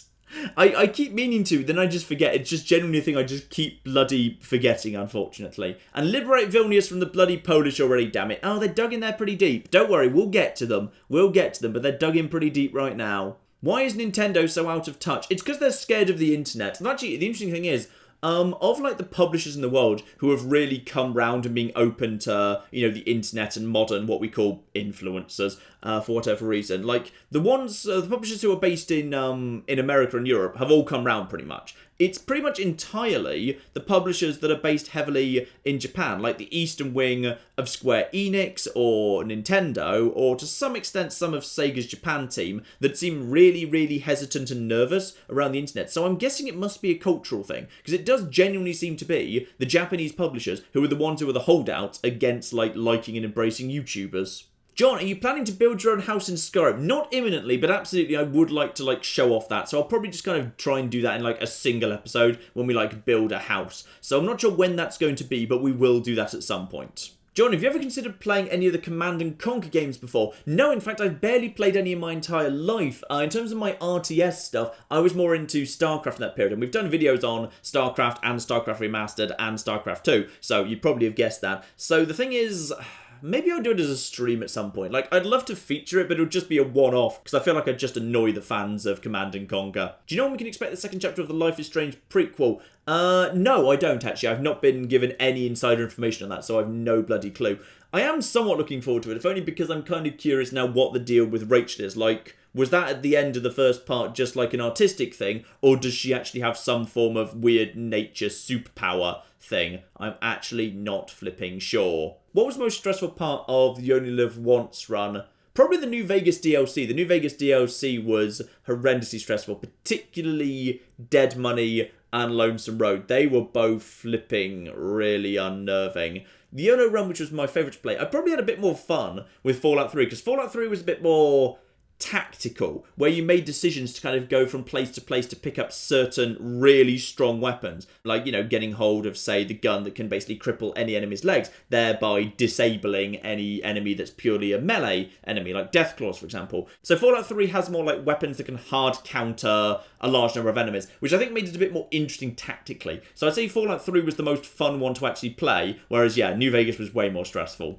During the Skyrim livestream, you mentioned you like musicals. Which is your favourite? Ooh, I have a particular fondness for Billy Elliot. I really enjoyed Billy Elliot. That was an excellent one. Aside from just the classics, I liked Cats, but everyone likes Cats. And also you've asked Claire. I'm just going to answer on behalf of Claire to save her the trouble of getting her microphone out. She likes Les Mis. She really likes Les Mis. Will we be getting another Animal World Cup video for the Human World Cup next year? You know what? Given how well it did, I wouldn't bet against it. Hi John, what is your favourite season? Autumn. I like autumn. It's nice and cool, because I don't like being too hot, so summer's no good. And spring, well, there's plenty of bees don't show up. But by autumn, all the bees and wasps are dead, but it's not actively snowy, it's just nice and cool. I like autumn. Can you tell us an ancient Roman or Greek joke? Ooh, I'll tell you a fun thing which I do like. One of my favourite words in ancient Greek is euruproktos. And some of you may notice that it kind of does sound a bit like proctology, the doctors who study matters of the arse. And indeed,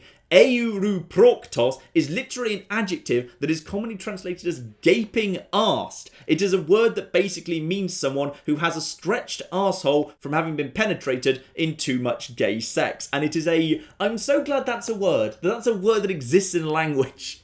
That basically gaping arse, there's a single word for gaping arse, euruproktos. It's beautiful. And it shows up a lot in Aristophanes. An awful lot. Only one question this time. In Medieval 2 Total War, you have a very large empire. I was wondering if an empire that size could actually exist, because it seems like it's bigger than Rome at the height of its power. Maybe I'm wrong. Well, interesting question. I mean, there's no technical limit on how big an empire could be. Rome had certain limits because of limitations of manpower and money, and in particular, like, say, communication, and the technological advantage that Rome had was kind of eroded over time and stuff like that. Like, if you had an empire that had sufficient ability to communicate and had a really strong source of wealth, a really good, strong and secure economic heartland, and had a really strong technological advantage over everyone else, there'd be no limit to someone taking over the whole world with sufficient technology if that's what they wanted to do. I mean, I suppose, and then like other stuff shows up, like now we live in a world where if one power tried to do that, then nukes would be the thing that would potentially hold them at bay, because if they tried, then the entire world would just be burnt to stop them doing it, because isn't mutually assured destruction a great thing? So I'm not sure. I mean, theoretically, I don't see, like, you know, say the Empire of Alexander or of Rome, like some form of like hard cap on how big an empire could be. Totally under the right circumstances, an empire could be as big as my empire in Medieval 2 or bigger, but arguably with the technology that was available at the time, purely on grounds of, economics and communication, unlikely to have been manageable. No question, John. Just wanted to let you know that I found out my brother and I independently have been fans of yours for several years and didn't know it.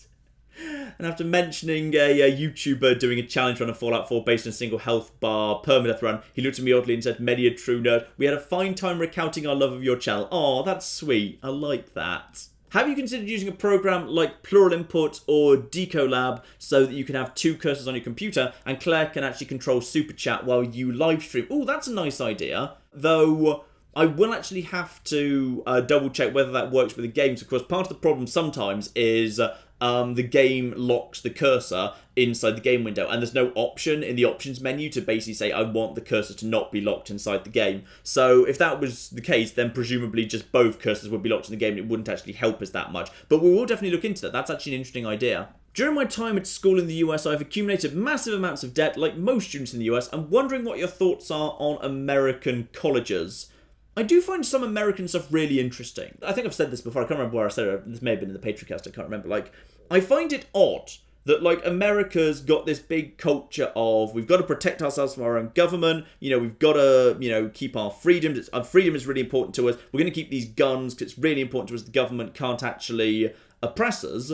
But then Americans also accept huge, staggering amounts of personal debt in order to access education or healthcare. I thought, well, isn't that a form of oppression? Isn't debt just economic oppression? Like, what's the point of, like, hoarding freedoms if, like, at some point to get the education you need to get a good job, you need to be chained to huge debt piles? And if you just happen to, like, you know, get cancer or something, you might end up with a massive, stupid amount of debt that could bankrupt you. I mean, isn't that oppressive?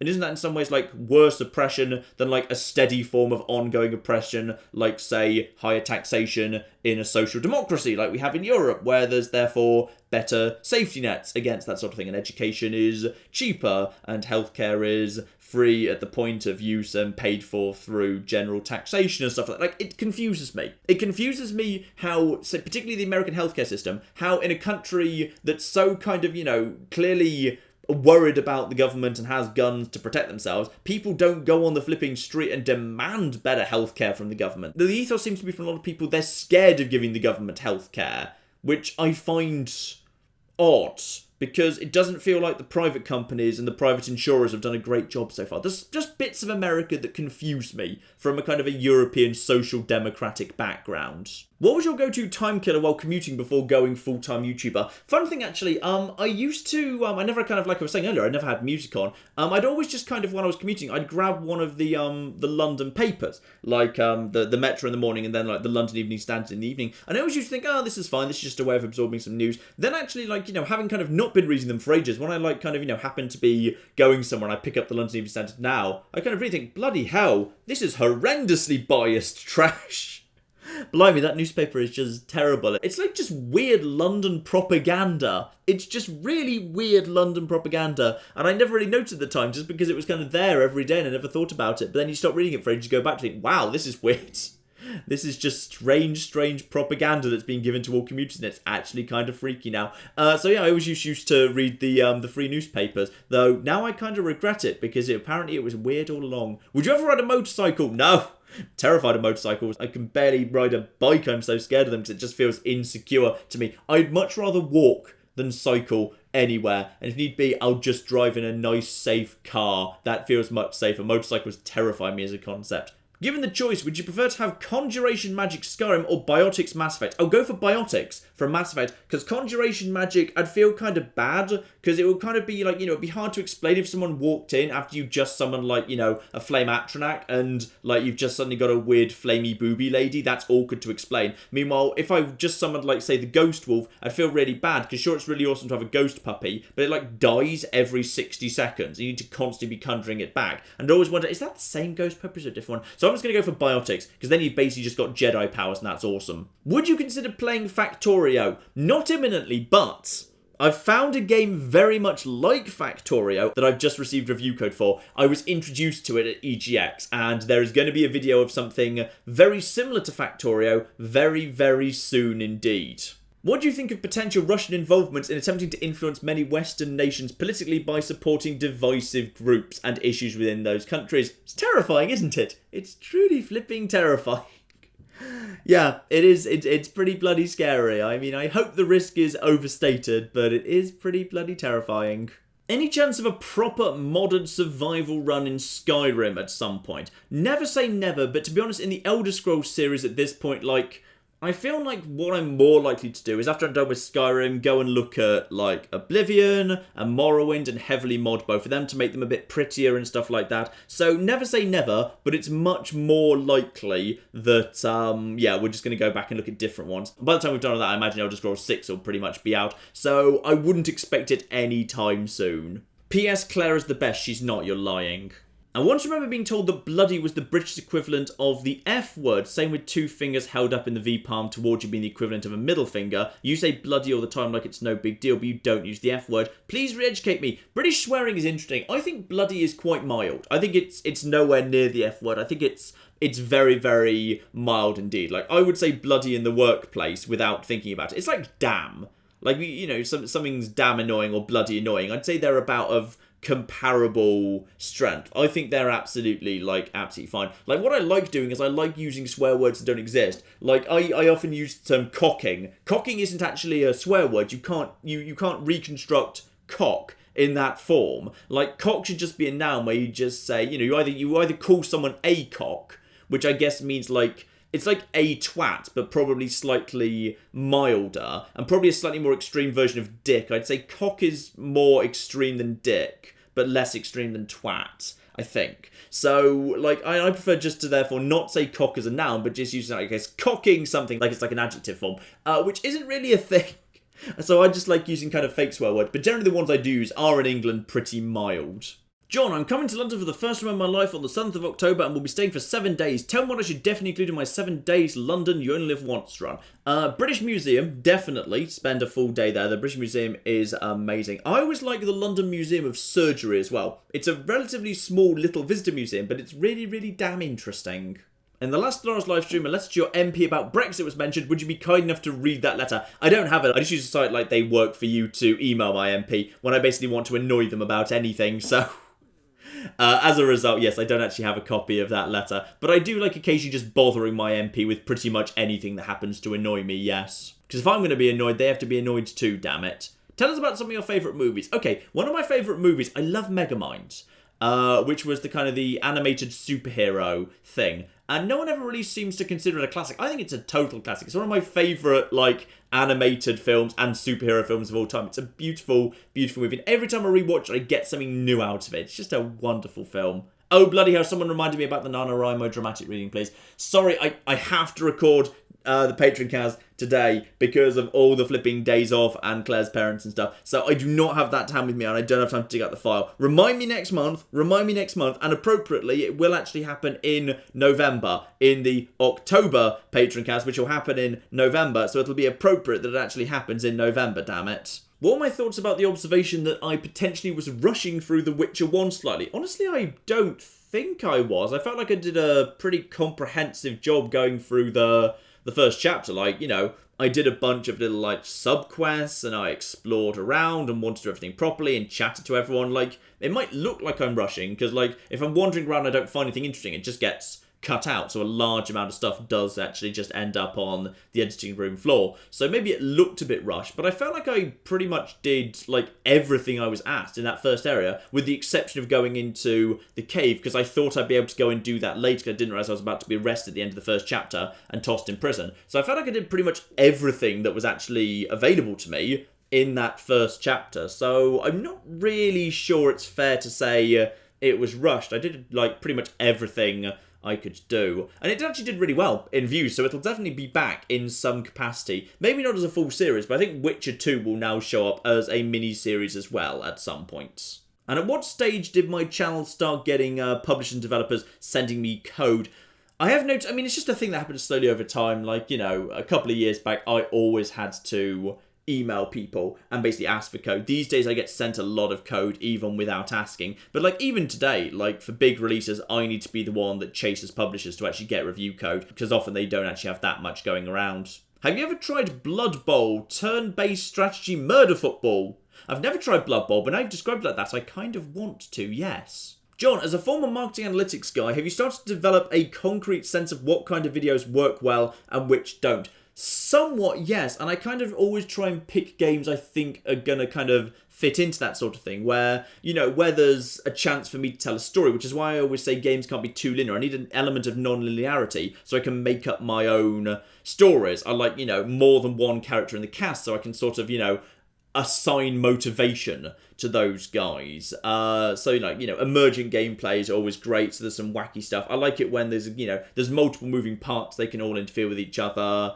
things like that. I like, you know, Red Dead Redemption, for example, is probably a game where, you know, that's really pushing the limits for me of how much game audio there is versus me audio. There's long periods of the game just talking where I'm not saying anything, and there's just no opportunity for me to get involved because they're just talking about, like, politics and stuff on a long wagon ride somewhere. That's kind of pushing the edge of it for me, but I think it works in that particular game. I mean, expertise level is one you flag. Like, either I know literally nothing, or I have to know the game really damn well. Being in the middle sort of doesn't work for me. And I try and pick games that work like that and are similar to previous games that have worked. Sometimes, like, it works and sometimes it doesn't. And, like, you know, I've kind of learned to accept you just can't predict it. So, like, you know, for example, Frostpunk went really well as I could have hoped for, and loads of people loved that. Whereas, for example, Ancient Frontier, which was, like, 2.5 weeks ago or something, which I thought was a really strong candidate for something people would love, actually didn't do that well at all. And Dishonored wasn't spectacular, but Heat Signature's return was brilliant. Like, I can pick good games, but ultimately you can't always call it. It's just going to be a little bit on the random side.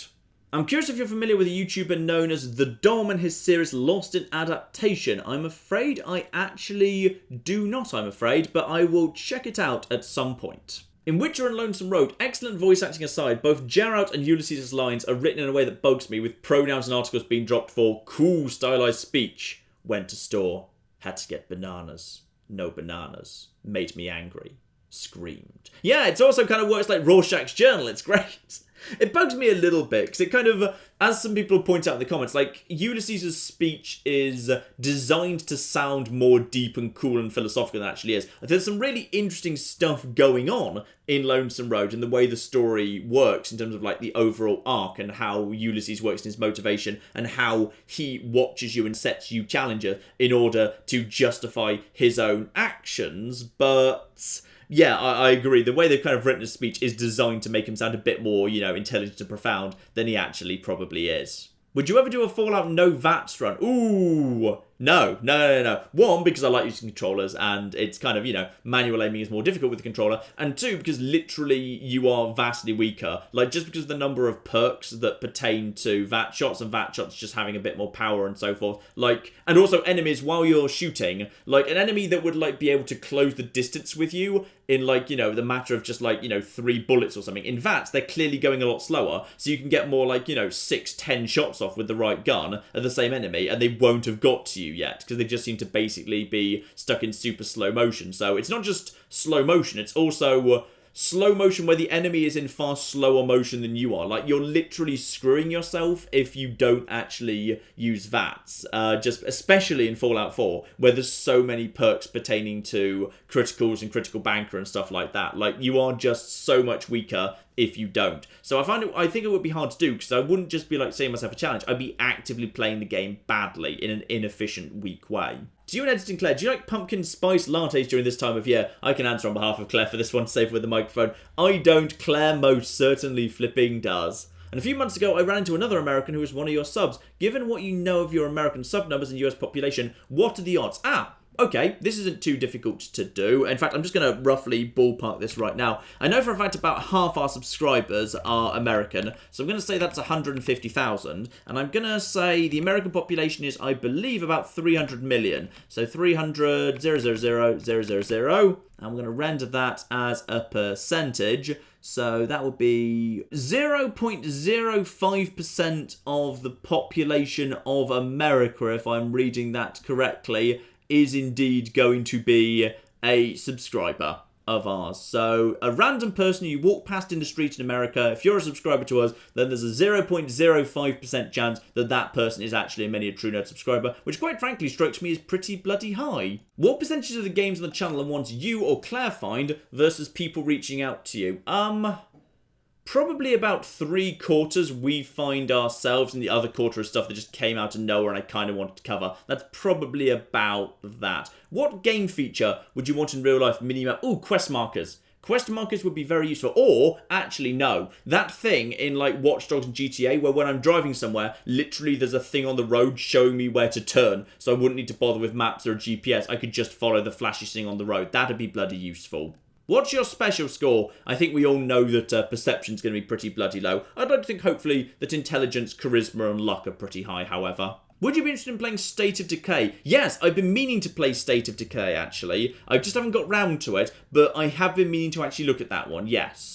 Can you sing me Happy Birthday? Yes! Happy birthday to you! Happy birthday to you! Happy birthday, dear Ben Kojis! Happy birthday to you! There you go. Do you think that LGBT people have enough representation in video games? It's an interesting question, because it's hard to figure out what the average is. Like, there's probably a lot of well-meaning games now where there is LGBT representation, but those are only from studios and teams that are actively trying to do that. Whereas there's a big blob of games where actually probably they just default assume that all the characters are just gonna be heterosexual. Like, we probably won't have proper representation until just in any random game, just there's a spattering of characters who just happen to be LGBT at roughly the same kind of representation as you'd find in the general population. And that's probably a long way off, but those well-meaning teams who are actually including representation of all different LGBT types in their games right now are probably going to, in the long run, feed into that sort of thing eventually happening. Have you seen the Fallout board game is now open for pre-orders? Yeah, they emailed me about it. They think I'm a sucker for this sort of thing. Is this something you'll be trying out when it's fully released? Possibly. Possibly, I don't know. Board games are so flipping hard to record, I might actually just wait for a tabletop simulator version. On a scale of 1 to 10, how true is the statement, I learned my vampire powers have friendly fire when I accidentally ate my dog? No more than an 8 and you can't prove otherwise. Hey John, love the channel. This is my first question. Is there a way for Bethesda to do paid mods correctly? Yes, which is not shoehorn them into games which they've already sold at full price and then also sold season passes for all the DLC for. Like, you can't sell a game full price and have a season pass and then subsequently add paid mods in later. If they want to do microtransactions in their games, then they have to basically have the game set up for that ahead of time, where the game doesn't cost as much or the DLC doesn't cost as much. I'd rather they didn't do that, because it adds lots of negative stuff to the game where content is cut in order that they can then be sold back to you in microtransaction form. Like, it ruined Dead Space 3, for example. So I'd rather they didn't do that at all, but I think it's going to be very difficult for them to fit it into their existing business model. Banana bread or zucchini bread? Ooh. Neither, to be honest, but if you force me to choose at gunpoint, zucchini bread. Honey or jam? Honey, I like honey. Do you think the pterodactyl will forever be the greatest dinosaur to have ever played football? I don't see a likely one showing up, though I'm told pterodactyls aren't even dinosaurs, so possibly, therefore, yes, actually. John, I just watched an older series of yours. What happened to your voice? You sounded more like a crazy person back then. Well, I can't exactly explain the craziness factor, but I will say, like, these days my voice is more standardised and the intro and the outro are standardised. So, like, I probably, like, the early videos are just before I really found, like, what my optimal, like, stage voice is, if you like. And Clara often says to me after I've been recording for, like, 3 hours or something, if I go through to her and start speaking to her, she says, John, you're using your YouTube voice. Oh, sorry. And I realise I'm speaking too loud and I'm projecting, and I shouldn't be. So I've probably just got a YouTube voice these days. That's probably just what that is. It's just kind of the early videos. I hadn't quite mastered my particular YouTube voice. And final question, John, why are you so negative towards dead money? I'm not negative towards dead money. I think I'm actually more positive towards other people. Loads of people say, oh, it's so annoying, the bloody radios and the collars and whatever. I actually think it's fun. I think it's a good little DLC. I think it's really, really interesting. It's just that it's relatively linear, and once you've kind of seen it through once, you're not going to get much more out of any subsequent run-through, which I think is a bit of a shame, because New Vegas is at its best when it's open. I think it's a really fun one for kind of, like a couple of playthroughs or a challenge run or whatever, but I don't think it's necessarily, like, the best one. Like, it's probably better than Honest Hearts, but only flipping just. And that is the end of the questions, and that therefore is the end of the Patroncast. Thank you all so very, very much indeed, because yes, things are interesting. Last year, obviously, by the time we hit September's supposed to be the time when the CPMs, the advertising rates on YouTube, jump up. We're into the period where all the games come out and everyone's advertising. Hasn't really happened in September this year. So imagine, the YouTubers who aren't in a situation like this, where they don't have some form of, basically another form of support that actually keeps them going, are probably feeling very, very nervous right now. But we're feeling okay. Stressed a little bit, yes, because indeed, between the final question and me actually recording the outro, the plumber actually arrived. So, as it turns out, not going to be an easy fix. We're going to need to get flipping Tyler in to deconstruct parts of our bathroom to provide access. So that's all going to be fun. Please stick around on Patreon. We might have a lot of flipping work that needs to be done to sort out the bloody problem with our pipe shed. So, we'll see about that, ladies and gentlemen. But in the meantime, I've been John. This has been many a true nerd, and this has been the September 2017 Patroncast. Thank you very much, and goodbye.